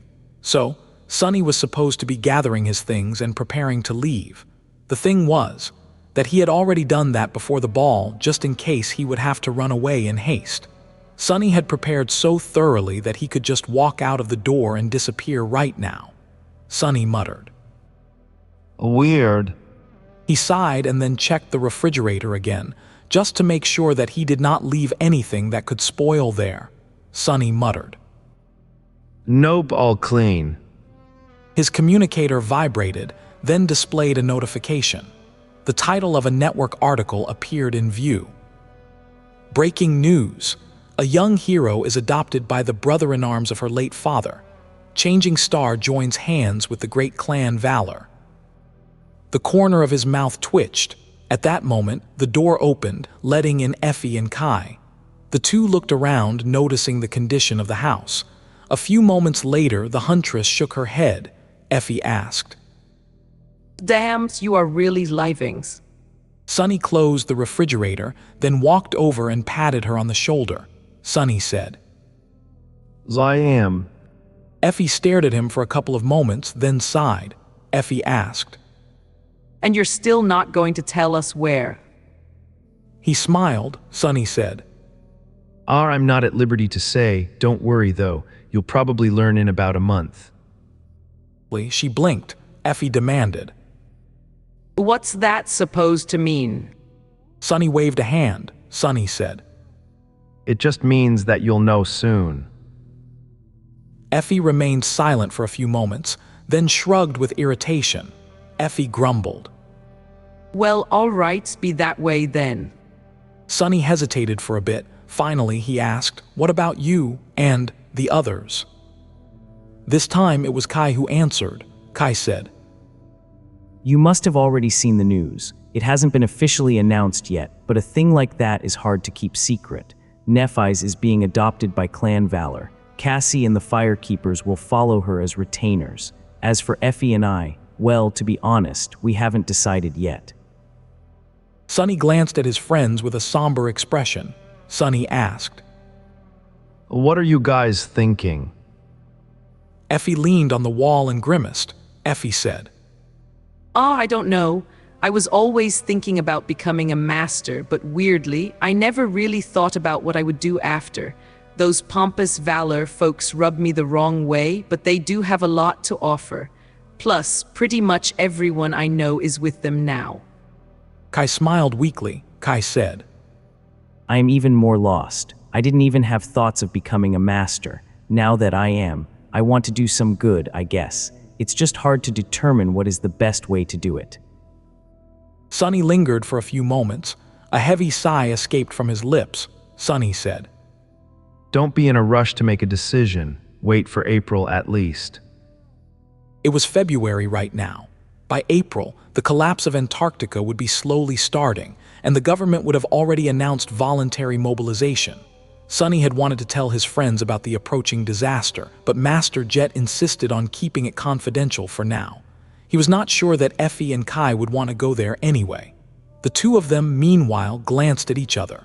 Then Kai cautiously asked, Does it have anything to do with your sudden departure? Sonny nodded. Sonny said, It does. Don't ask anything else, though, or you'll put me in an awkward position. Neither of them did, respecting his request. A strange silence settled between them. Finally, Sonny scoffed. Sonny said, What are you guys doing? It's not like we're saying goodbye. I'm still anchored at the ivory tower, you fools. I can always hop in the dream realm and meet you there. Kai scratched the back of his head. Kai said, Oh, yeah, true. I didn't think about that. Sonny shook his head. Sonny said, Same goes for Nephis and Cassie, since they're not planning to move to Bastion yet. We might not be an active cohort anymore, but we're still a big dysfunctional family of sorts. I can guarantee that you won't miss me. In fact, you'll probably wish that I appeared in front of you faces less often. He grinned and then gestured to the door. Sonny said, In any case, thanks for dropping by, but now I really have to go. I'm on a bit of a schedule. He walked them outside, then watched as they boarded a PTV and left. There were no emotional goodbyes since what he had said was true. They would all be seeing each other in the dream realm often, no matter where they were in the waking world. So, that meant that he had one last thing to do. Sonny sealed the house by inputting a security code into the lock panel, looked at it one last time, and walked to one of the neighboring buildings. He took out his communicator, sent a short message, and then waited for a bit. A minute later, a slightly surprised teenage girl walked out onto the porch wearing cozy home clothes. Rain asked, Sonny, why are you here? We're not supposed to have a lesson today. He smiled and then pointed to the backpack that hung from his shoulder. Sonny said, Hey, Rain, I just came by to say that I'll be going away again. This time, it might take a bit longer for me to return. Her expression subtly changed. Rain murmured. Oh. She remained silent for a while, then asked in a guarded, tentative voice, Is it going to be dangerous again? Sonny shrugged with a carefree expression. Sonny said, Dangerous? Well, I guess. I'm pretty certain that I can handle it, though. I'm a pretty tough guy, so don't worry. He sighed and then added, Sonny added, Plus, I am staying in the real world this time. You can message me whenever. The network connection is going to be patchy where I'm going, so I might not be able to answer immediately. I will eventually, though, that's a promise. Finally, she relaxed a little. Rain said, Really? That's great. He nodded. After hesitating for a few moments, Sonny took a step closer and said, You are going to turn 16 in a couple of months, Rain. That means that you have to be ready. You might be chosen by the spell or you might not. In any case, I think that you are sufficiently prepared. He fell silent for a bit and then added, I taught you as much as I could. The rest depends on you. Keep practicing with your sword. Keep sharpening your mind as well. Most importantly, keep working on your mentality. Rain looked at him and nodded seriously. Rain said, I will. She did not notice that something strange had happened in the spot where their shadows intersected. A massive, dark silhouette that resembled a Stygian serpent flowed from Sonny's shadow, then hid itself in hers. Sonny had invoked one of Soul Serpent's abilities. Grace of Shadow's ability description. The master of the soul serpent can grace another with the trust and companionship of their shadow guide. One should be careful whom they bestow with their grace. Entrusting others with the loyalty of shadows is the same as sharing one's soul, and thus should not be offered lightly. He could not give Rain any memories, neither could he give her any echoes. Rain did not possess an aspect or a soul core to encompass them. She certainly did not possess a shadow core to receive one of his shadows.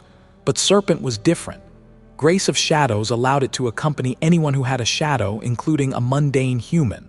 So, Sunny transferred Serpent to Rain and commanded it to hide itself unless the girl was in mortal danger. With the help of an ascended devil, she would be able to survive anything. Sunny knew that by providing Rain with his handicap, he might have been stunting her own growth, but he did not care. His sister did not have to grow strong or die. He was more than capable of being strong for the both of them. Looking at her, he smiled. Sunny said, Well, anyway, don't be a stranger. If you need advice, just message me. You're my only student after all, so if you suddenly die, my reputation will be ruined. No one will ever hire me as a tutor again. Rain glared at him for a moment, then scoffed. Rain retorted, Why would I die? I'm too smart for that. You, however, make sure not to die yourself. I won't be able to brag that my tutor is a master if you're dead. Sunny grinned, then waved at her and turned away. It was time to leave the city where he had grown up, both for the first time and once again. Sunny had never thought that he would leave the city one day. He had barely ever thought that there was anything beyond the city, actually. More than that, for him, the city proper itself had always seemed like an alien land. His whole world used to start and end with the outskirts. Tens of millions of people who lived in the outskirts had a very special relationship with the wilderness beyond. They spent their lives much closer to it than real citizens, and were not separated from it by the tall barrier walls that encompassed powerful air filters. On one hand, it made them more attuned to the existence of the outside. On the other hand, they associated the outside with death, disease, and starvation on a much more visceral level. To them, the wilderness meant death in a very practical sense of the word, as opposed to distant and purely theoretical.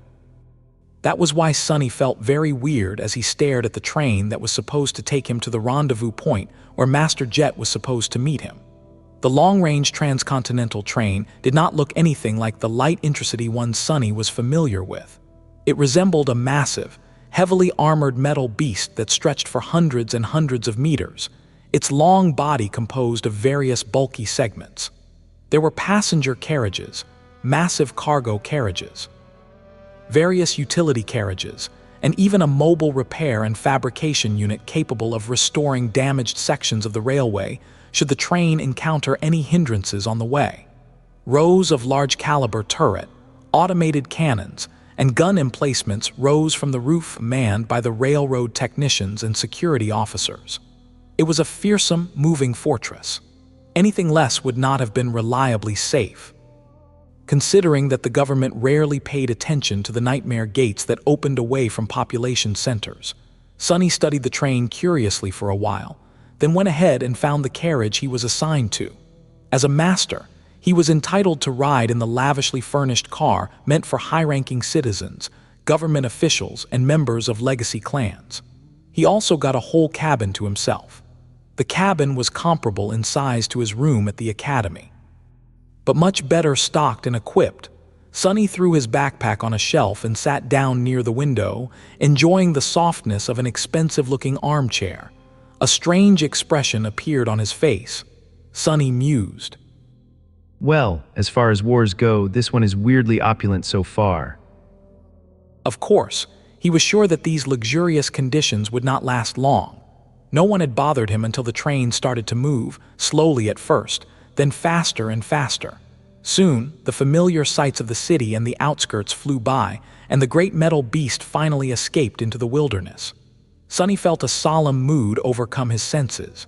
Despite spending years of his life in the much more wild and untouched reaches of the dream realm, he somehow felt as though he was stepping outside human civilization for the first time. He held his breath as the various human-built structures disappeared behind. However, the actual landscape of his world did not make any impression on him. It was just sort of boring. The wild expanse of the northern quadrant mostly looked like a desolate, empty place. It was almost entirely made out of mud and snow. Whatever flora still clung to life in the barren soil looked sickly and dull. The sky was heavy and gray, and the air was slightly hazy. Apart from occasional skeletal carcasses of dead nightmare creatures or rusty wrecks left behind from the times of human wars, there was nothing much to look at. Sunny sighed. Sunny muttered. What a waste. The waking world was not entirely uninhabitable, but it was certainly inhospitable to the species that had once populated its every corner. Maybe Effie had been right back when they spoke in the ruined cathedral of the Dark City. He stared through the window for some time, then stood up and walked to a narrow bed, deciding to go to sleep early. This was probably going to be his last opportunity to rest well for a long, long time. It would have been a shame to let the opportunity go. Burying his face in a soft pillow, Sunny closed his eyes and soon fell asleep. At some point during the night, he was awakened by strange vibrations spreading through the frame of the train. Looking up, he saw pale flashes of light outside the window and heard distant, muffled pounding. The turrets on the locomotive and front carriages of the train were firing. Since none of his shadows, which were standing watch, seemed alarmed, Sunny sighed, turned on his other side and closed his eyes again. Soon he was back to sleep. He dreamt of ice and darkness. In the morning, the train was moving forward as if nothing had happened. Sunny had expected as much, so he wasn't surprised. After freshening up in the small bathroom attached to the cabin, he walked over to the dining car and had a scrumptious breakfast. The cooking could not compete with the instructor's cafeteria at the academy, of course, but it was decent enough. As he ate, Sunny studied the other people present in the carriage.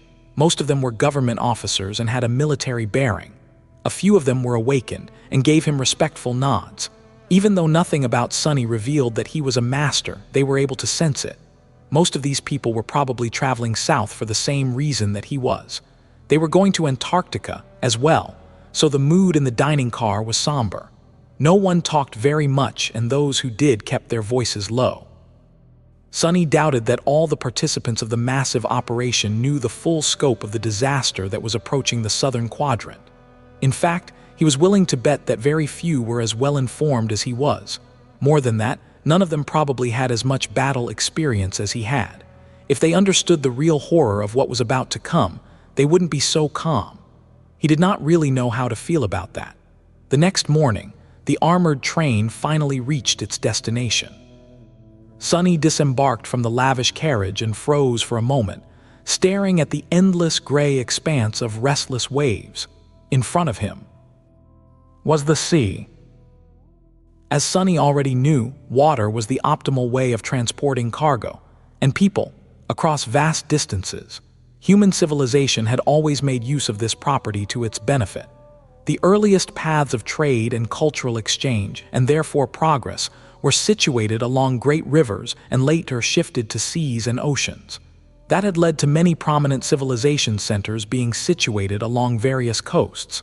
However, humanity had regretted that fact dearly when the water slowly crawled forward and devoured all those beautiful, important cities. Even worse, once the nightmare spell appeared, seas and oceans became infested by terrifying nightmare creatures. For that reason, very few populous settlements were situated near water. The further inland they were, the better. Humans still needed to make use of the convenience that only the ocean could provide, though. For that reason, there were many fortified ports in each quadrant. Sunny was looking at one such port. Even after experiencing the dread and grandeur of the forgotten shore and the chained isles, he could not help but feel a bit of awe.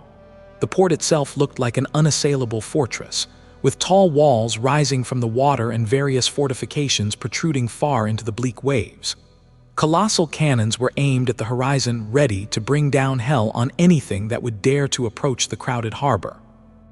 Various spell-tech defensive measures brimmed with energy. He had no doubt that even more were hidden underwater. Much more impressive than the port itself, however, were the ships. Sunny froze when he saw them. Around 40 metal leviathans were anchored along the shore, each more than a kilometer long and as tall as a castle. Their hulls bore such thick and heavy armor that it seemed strange for these mountains of steel to stay afloat. Some seemed shiny and new, but most bore deep, giant, ugly scars. Many armor plates were bent and corroded, while some were deformed by some unknown titanic blows. Each ship possessed a plethora of armaments, ranging from heavy artillery cannons to rapid-fire anti-air guns and snub-nosed mortars. Rows of rockets, missiles, and torpedoes could be seen in the hidden nests.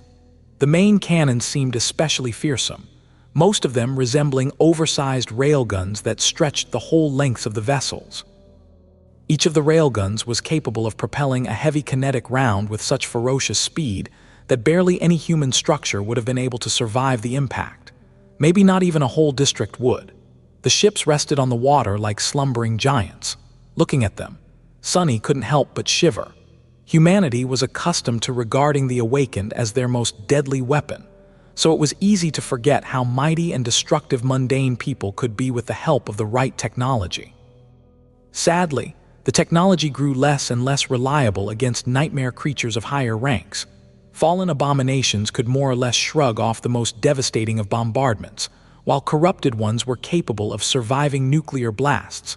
Science couldn't explain the principles at work in these instances, but plenty of empirical evidence had been gathered to ruinous results during the early days of the nightmare spell.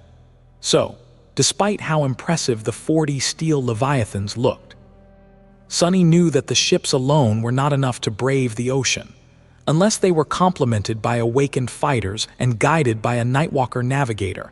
Even these floating juggernauts weren't capable of surviving the journey to a different quadrant. Still, Sunny couldn't help but admire the silent majesty of them. Sunny mused. One thing is certain, that train is nothing as it turns out. As he stared at the fleet, a familiar voice suddenly called out to him. Jet called. Hey, Sunny, welcome to our small port. He turned his head slowly. Master Jet had not changed much. She was still the same, confident, beautiful, with raven black hair and cold, icy blue eyes. Her usual uniform was gone, though, replaced by a deep blue military trench coat. There was a satisfied smile on her lips.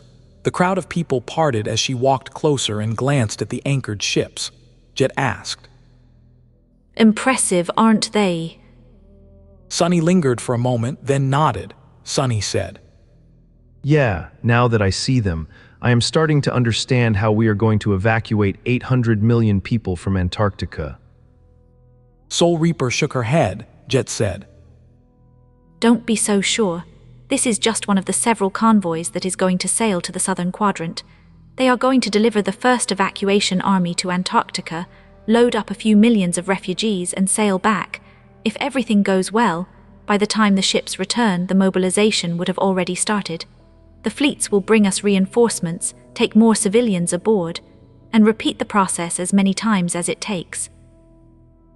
She sighed. Jet said, Of course, there's more or less zero chance that everything will go well. Even if it does, it will take us at least a year to gather everyone. If we are still alive by then, who knows, maybe we will be all overwhelmed and devoured by abominations in the first few months. Sunny glanced sideways at her, his expression bleak.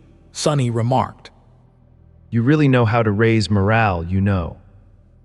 Master Jet grinned. Jet said, Don't be so serious. In any case, I am really glad that you decided to join the party, Sunny. I really need someone who I can trust by my side.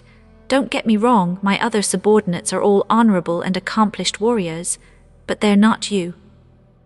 He blinked a couple of times. Sunny said, I didn't know I was so special. She looked at him, then shrugged and started walking away, prompting Sunny to follow.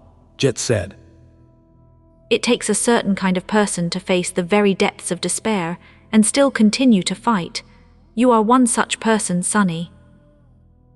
Soul Reaper glanced at him, then added in a voice that was devoid of any humor, And we will all experience a lot of despair in the coming months. I have a feeling.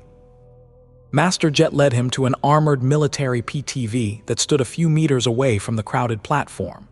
It seemed that vehicle access to this part of the station was heavily restricted, but she paid it no attention. Apparently, Her rank and status trumped some of the rules. The PTV itself was very different from the civilian models Sonny was accustomed to, as well as the heavier police cruiser he had ridden on occasion in the past.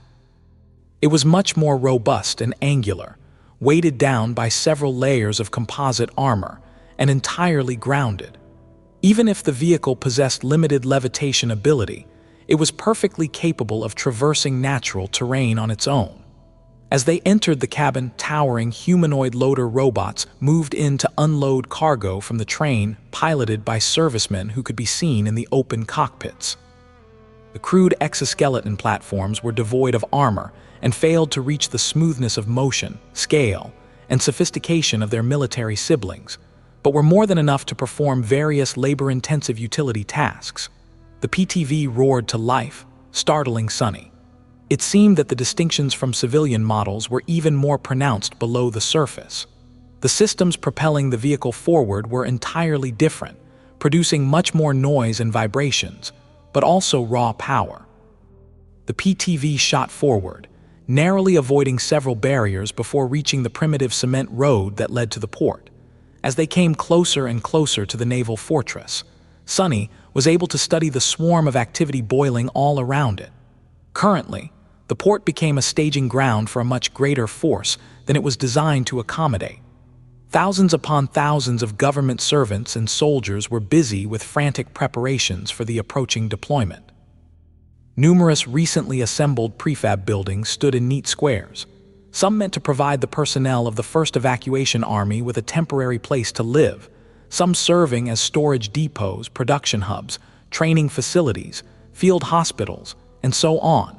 A lot of heavy machinery was constantly moving between these squares, either transporting cargo or participating in the disassembly of various structures. Despite the impressive scope of the military camp, its makeshift and transient nature was apparent to the naked eye. The army was already busy deconstructing many of the buildings in order to move their components to the holds of the 40 battleships. Thousands of humans swarmed the camp like ants. Sonny saw a lot of non-combatant servicemen hurrying to accomplish their tasks, as well as plenty of soldiers busy with training exercises and drills. Some of them were awakened, but most were mundane humans. There were all types of specialist units in view: engineering corps, mechanized infantry that moved around in fearsome exoskeleton armor suits, artillery vehicle operators, and many more that Sonny could not name. He even saw several mobile war platforms that resembled giant cyclops forged of metal, ranging from 6 to 10 meters in height. These humanoid robots and their pilots left an especially strong impression on him. They were nothing like the primitive loaders he had seen a few minutes ago. Even though Sonny knew that these machines were built and operated by humans, he couldn't shake off the feeling that he was looking at hulking nightmare creatures. Slowly, the scale and scope of the upcoming operation started to dawn on him. Sure, he had known the approximate numbers for a long time, but knowing and seeing were two different things. Sonny lingered for a few moments, then asked in a slightly hoarse voice, "You said that there would be several such convoys." Master Jet nodded as she easily controlled the PTV jet set. Yes, 4 for now. 2 will sail from the northern quadrant, 1 from both the eastern and the western. Each will transport around 100,000 soldiers to Antarctica in the coming month. That will also include around 20,000 awakened and 50 or so masters.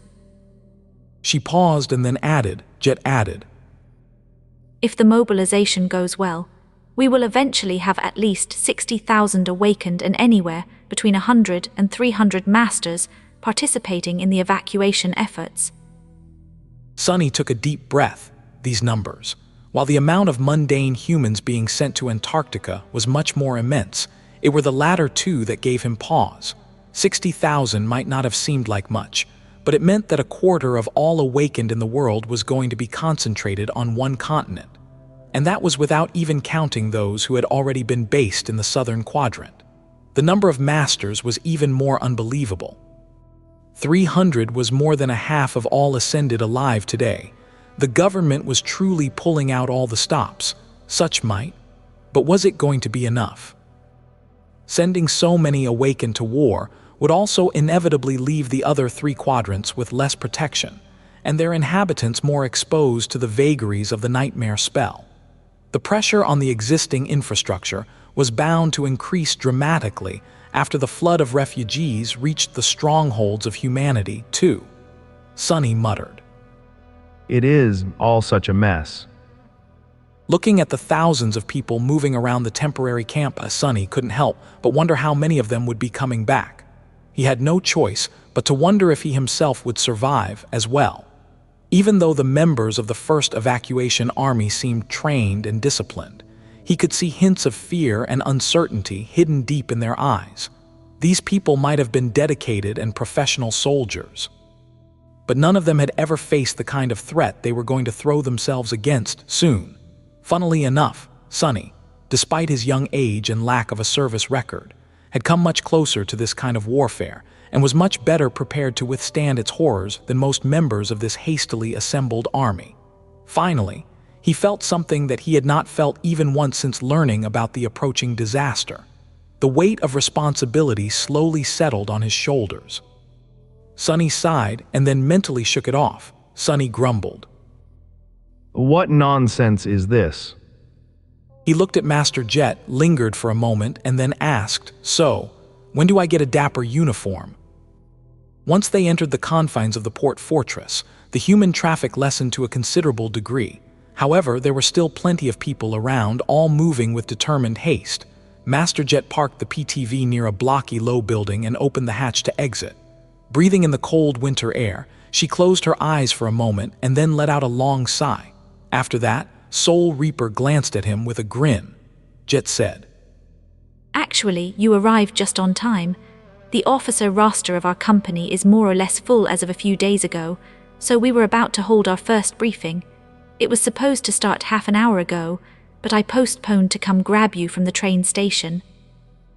Sonny raised an eyebrow. Sonny asked. Though? Master Jet nodded. Jet said, Everyone more or less only knows as much as you do, so I'll bring all of you up to speed in one go. Granted, the rest had more time to prepare, not to mention the fact that they have been with the government for years. Don't let those old dogs intimidate you, though.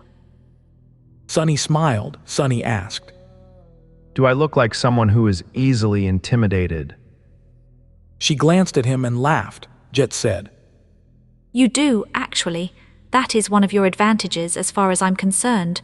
Being underestimated is always a boon. She walked forward at a brisk pace and said without looking back, The paperwork can wait for later. We'll get you settled and processed after the briefing. Usually, you would not have been allowed anywhere near the classified information without proper clearance and documentation, but these days proper procedure has taken a backseat to efficiency. Plus, there are very few people who can resist my charm. Sonny hurried to keep up with Master Jet as they entered the low building. After cutting through several checkpoints without anyone daring to look directly at Soul Reaper, let alone say something about the apparent civilian, she was dragging into the guts of the military bunker with her. He understood that her status and reputation truly trumped procedure, at least to a large extent. Not only mundane humans, but even awakened treated her with fearful respect. Even an occasional master they walked past seemed to give her face. He hesitated, then asked with curiosity, Can I ask, what exactly is your official title in the First Army? Master Jet glanced at him, then smiled. Jet said, Why, I am now Colonel Jet, Senior Officer of the 1st Awakened Irregular Company of the Northern Quadrant Corps of the Evacuation Army. Kind of a mouthful, huh? Sonny blinked a couple of times, then reached into his memory of the government force organization and hierarchy. He had studied the topic a bit before leaving the city. Sonny said, Aren't companies supposed to be commanded by captains? Colonel is 3 or 4 ranks above that. It's just one step away from being a general. Soul Reaper nodded. Jet said, Usually you would be right. However, titles and authority become messy when Awakened are involved. As a rule of thumb, Awakened are 1 rank above what they would have been as mundane soldiers. That's just for normal ones, though. As irregulars, we will exist somewhat outside the army hierarchy, so our status was bumped up to reflect that. Sonny scratched the back of his head. Sonny asked. Outside the hierarchy, what? He hesitated, then said in a subdued tone, I am not sure what irregulars mean.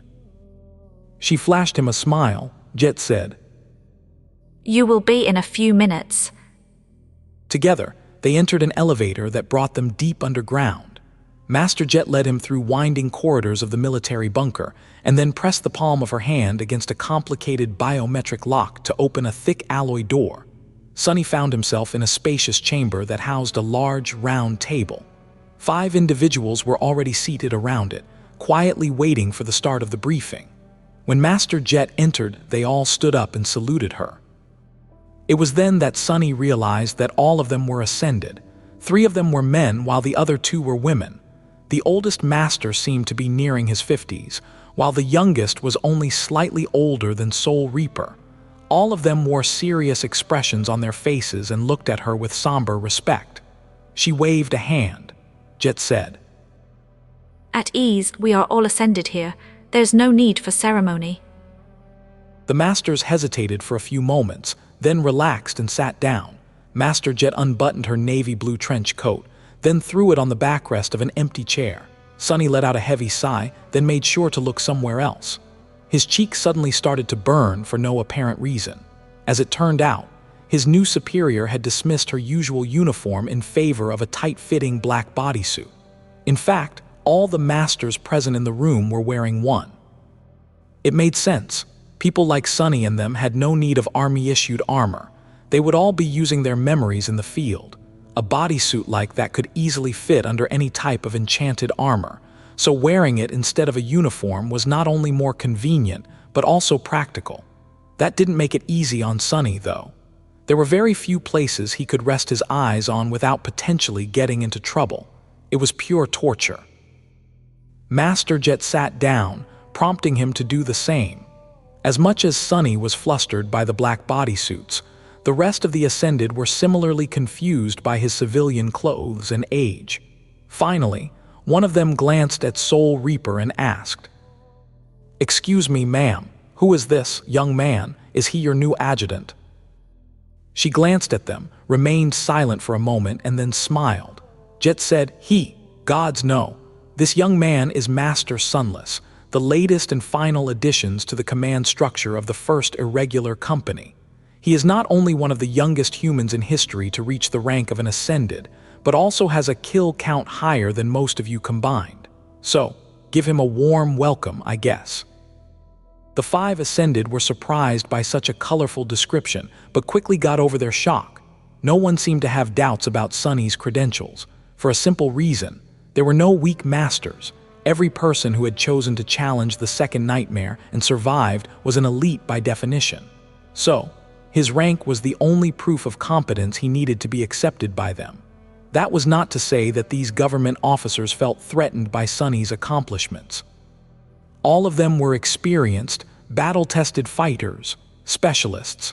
They had well-deserved confidence in their own capabilities. Master Jet looked at them and smiled. Since we have already started, let's get introductions out of the way. Some of you may know each other, while others are relatively new faces. She went down the line introducing each of the Ascended that were going to serve as the backbone of the first irregular company. The oldest among them was a muscular man that seemed to be in his late 40s or early 50s. Of course, as an Ascended, he looked incredibly well for his age. Master Randall was mature and grizzled, with gray hair and a full beard that perfectly suited his chiseled, masculine face. The black bodysuit lay snug against his well-pronounced muscles. Everything about the man told that he was a seasoned, consummate soldier. His presence was solid and steady. Master Randall might have not fought side by side with the members of the first generation when the spell had appeared, but due to his age, he most likely witnessed its descent as a child. His well of experience was of great benefit to the company. In fact, one would have expected him to be in charge instead of Soul Reaper. However, even if the man had any thoughts about that matter, he did not let them show. The gorgeous woman sitting next to him stood out among the group of masters due to her good-natured, friendly demeanor. Ascended Jessie looked almost like the opposite of Master Jet. She had straw blonde hair, a healthy tan, sparkling blue eyes, and radiated a strange feeling of warmth. Coincidentally, she was the closest to Soul Reaper in terms of age. No one would have called the beautiful blonde soft, though. Her tall, slender body brimmed with energy and barely suppressed strength. The relaxed attitude hit a sharp and cutting edge. This master seemed to be not only enthusiastic about life, but also about combat and the carnage of battle. She was a formidable warrior, without a doubt. So were the others. The third woman among the officers of the company was called Ascended Winter. She was in her late 30s and seemed to be the most calm of the group. Her curly hair was dark brown and tied into a simple ponytail. Sunny didn't know what color her eyes were because, strangely, the woman wore a pair of polarized sunglasses even though they were all currently deep underground. She sat on her chair in a pose so relaxed that it almost seemed inappropriate for this important meeting. Her beautiful face was aloof and nonchalant. The sleeves of her bodysuit were rolled up, revealing toned forearms and a solid tattoo that turned one of them completely black. If not for the fact that Master Winter had stood up to salute Soul Reaper when they entered, Sunny would have thought that she was fast asleep. The man next to her seemed to have the same tattoo, hinting that they were, or had been, members of the same unit in the past. He was of the same age as his female colleague with honest eyes and a gallant bearing. There was dark stubble on his handsome face, and black circles under his eyes. Ascended Dale seemed like a steady, stalwart warrior. Sunny did not know for sure, but felt that the man's aspect had at least some relation to defense and protection. He sensed that if Master Dale decided to stand his ground, very few things in the world would have been able to move him. The last officer of the first irregular company was slightly older and stood in stark contrast to Master Dale. His cold eyes, inexpressive face, and chilling gaze all expressed one thing. Ascended Davis was a killer. He seemed like the most offense-oriented master of the bunch, but that quality was not without subtlety. On the contrary, it seemed to be shrewd, quiet, and absolutely deadly.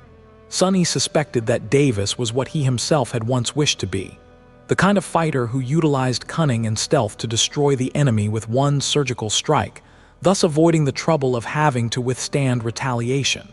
Together with Sunny and Jet, the 5 masters were going to lead the first irregular company.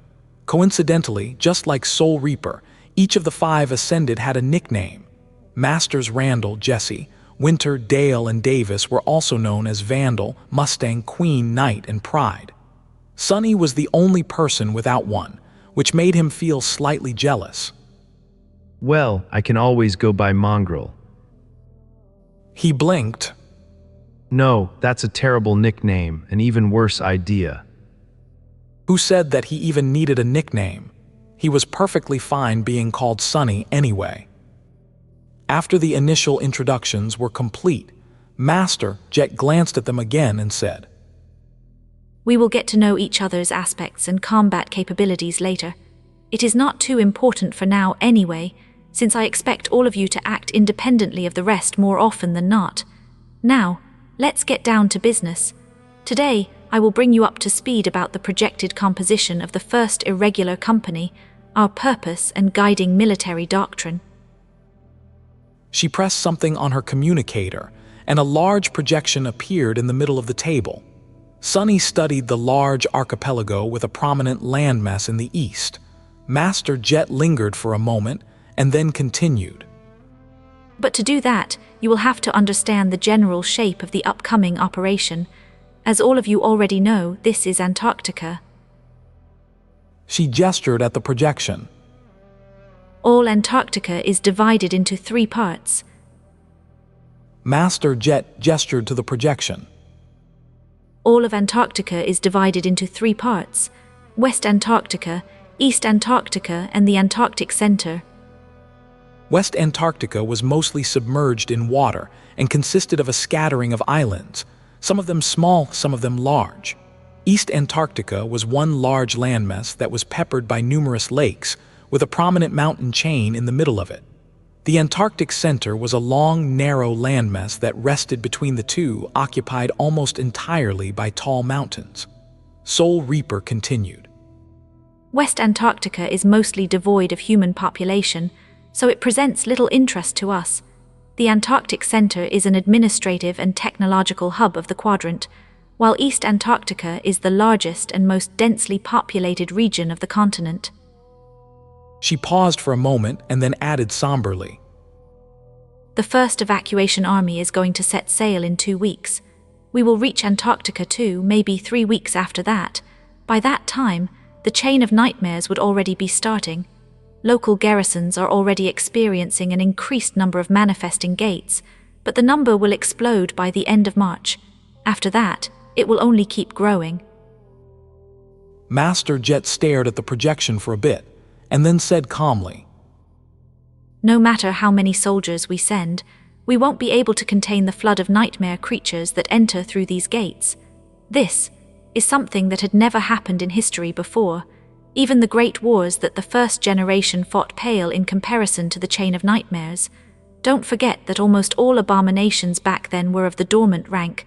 We aren't that lucky. She sighed, then leaned back and crossed her arms. According to our scientists and diviners, the mass of gates is going to be of the second category and third categories. That means awakened, fallen, and even corrupted nightmare creatures in numbers greater than anything we had seen. Of course, something even worse can happen, so we are not going to try and contain them. The faces of the master slowly grew dim.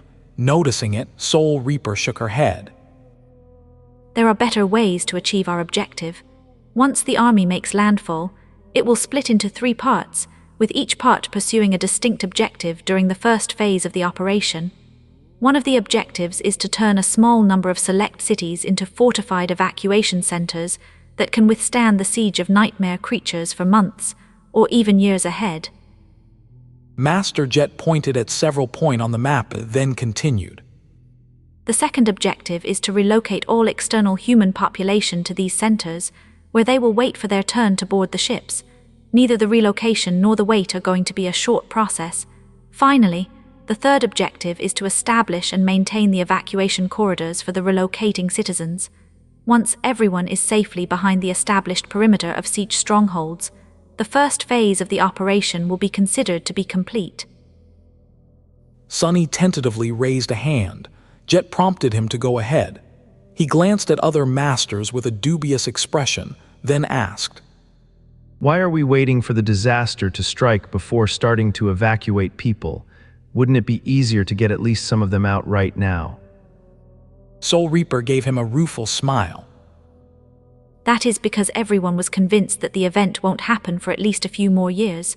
Our level of preparation is wholly inadequate, and there are no established means to start the evacuation prematurely. In short, the government was caught with its pants down. The deployment of the First Army is a messy and slapdash affair, which means that a lot more soldiers are going to die as the result. Make no mistake, though, this is the best we can do considering the situation. Sunny sighed, then nodded in understanding. Master Jet glanced at him and continued. After the first phase of the operation is complete, the second one will commence. By then, the second evacuation army should be already fully formed and arrive to reinforce the depleted First Army. This phase is simple, which is not to say easy. We will pull back all our forces to the siege capitals and hold them for as long as it takes to evacuate every civilian. After that, the third phase will result in a complete exodus of humans from Antarctica and the consequent heavy continental bombardment. The southern quadrant will cease to exist. She took a poignant pause, then smiled darkly. That is the gist of the operation in broad strokes. Now, for details. As you must have already surmised from the name of our company, it is going to play a special role throughout all 3 phases of the evacuation. The first irregular company will not be tied to any existing battalion, regiment, or division. We will not be supporting or leading any of the grunt soldiers. Instead, we will act as elite irregulars. Soul Reaper leaned forward and looked at them with her icy blue eyes. Each of you will be in charge of a cohort of some of the best awakened warriors in the government employ. The cohorts will act semi-independently and respond to any overwhelming obstacle that threatens to slow down the evacuation. Whenever the mundane soldiers or their awakened counterparts encounter a problem that they can't handle, we will be sent to resolve the situation through any means necessary. The room suddenly became very cold, and so did Master Jet's expression. What it means is that we will be thrown into the most dire, bloody, and hopeless flashpoints of the entire operation on a consistent basis. Unlike regular soldiers, who will most likely have time to rest and recover between battles, we will be enduring a constant succession of rapid combat deployments until the evacuation is completed, or until we all die. That is why the first irregular company was not only allocated 7 Ascended, but also why these Ascended are the absolute best we have. Each of you is an elite among elites. Make that count. She studied the faces of her subordinates and then raised an eyebrow. Jet asked if there were any questions. Master Winter suddenly raised a hand, revealing that she was not, in fact, asleep. When she spoke, her voice was unexpectedly relaxed. Winter asked about their logistics situation, wondering if there would be food or if they would spend months chewing on monster meat like usual. What's our logistics situation? Is there going to be food, or are we going to spend months chewing on monster meat? You know, like usual. The briefing lasted for a while longer. The 7 Ascended of the first irregular company had a lot of things to discuss, and while a few nuances went over Sonny's head, he slowly gained a better understanding of the upcoming ordeal. That said, each of them had way too much to do before the naval convoy left for the southern quadrant, so wasting precious time on long conversations was not in anyone's interest. Eventually, the 5 masters left. Leaving Sonny and Jet alone in the meeting room, there was a grim expression on his face. Sonny sighed, then glanced at his superior. I am not going to lie, all of this seems a bit overwhelming. Soul Reaper smiled and shook her head dismissively. Don't be too concerned. You already have the necessary experience and qualifications to make things work. It is not like the others are better prepared to deal with something of that scope. Above all, we will need the ability to swiftly learn and adapt. That is how we will survive this unprecedented mess of a disaster. He looked at the ceiling with a thoughtful expression. Well, when Master Jet put it like that, yes, it made sense to say that he was qualified to face the challenges of the Chain of Nightmares. The other irregulars might have been older and more experienced, but no one had ever lived through something like that. In the absence of relevant experience, adaptability was arguably more important. In that regard, his young age and flexible mindset could even be called an advantage. Plus, Sonny had always excelled at being able to adapt to anything. Soul Reaper stood up and beckoned as she headed for the exit. Jet said, Come on, let's get you settled. They moved to a different level of the bunker, where some sort of administrative center had been hastily established in recent weeks. The military admins were even busier than the soldiers above ground. An atmosphere of feverish, barely contained chaos hung in the air as hundreds of officers tried to juggle tens of thousands of issues as they prepared the army for departure. Maybe because of this haste, or maybe because of Master Jet's presence, the paperwork did not take long. To Sonny's astonishment, it took less than half an hour for him to officially become a government agent and an officer of the First Evacuation Army. He was issued the rank of a captain, along with all the status and privileges of one. Sonny couldn't help but blink a couple of times. Captain Sunless, damn, it has a nice ring to it. Without wasting any time, they moved to another level, where Sonny was issued with a basic set of gear corresponding to his rank. Among other things, he also received the ubiquitous black bodysuit. His communicator was already of a high-grade government model, so it simply received an extensive software upgrade. As they waited for all the routine procedures to be performed, Sonny and Master Jet quietly discussed business. Sonny asked about what came next. She looked at him for a few moments. Well, you will have to do a lot of things to get ready for Antarctica. Don't worry too much and take it one step at a time. Soul Reaper paused. First things first. In the next few days, you will have to make several important decisions. Don't rush and really think matters through before committing to a choice. However, don't wait too long either. The longer you take, the less time you'll have to accomplish other tasks. She gestured to his communicator. All the necessary features and permissions have already been added to your COM. Your credentials should have been added into the system as well, so you can access the data through it. Sonny checked the new features added to the operating system of his communicator and nodded. Sonny asked about what those decisions were. Master Jet smiled. First of all, you are an officer of an elite combat unit now. The members of the first irregular company are entitled to receive a fair share of rare equipment and precious resources that the government has to offer. That said, each cohort is unique and has special demands. To make sure that you and your soldiers are outfitted with not only great tools, but also ones that suit them best, a very generous amount of contribution points has been added to your personal balance. She gestured to one of the symbols on the screen of his communicator. Your cohort will be provided with a basic set of assets, but on top of that, you will be able to customize them or acquire additional equipment yourself. You can peruse what the logistics and supply has to offer through that interface, as well as claim whatever you choose. Of course, the inventory available to the first irregular company is much more robust and exclusive than what mundane units have access to. Soul Reaper sighed wistfully. What you settle on is at your discretion. You can decide to upgrade your personal gear with powerful tools, memories, or even echoes. You can choose to equip your soldiers with better equipment instead. You can assign most points to comprehensively upgrade the technical assets provided to your cohort. Hell, you can even convert all the contribution points into credits and transfer them to your personal account. Not that I would advise doing something like that, of course. Sonny's eyes glistened. If there was one thing he loved, it was receiving free stuff. Even if most of the contribution points would go into strengthening his cohort, it was still a great opportunity to soothe his greed.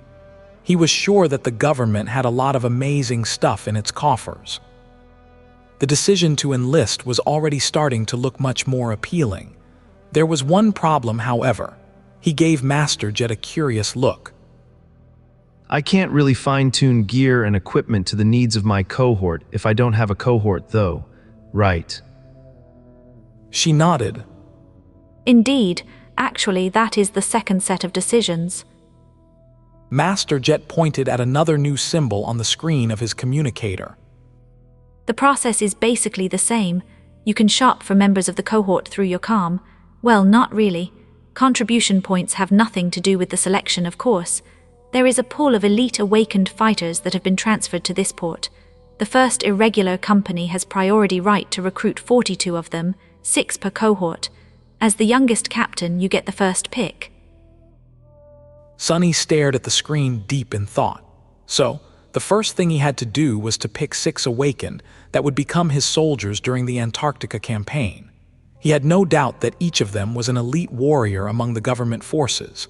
But being a good fighter was not enough. Creating a strong cohort was no small feat.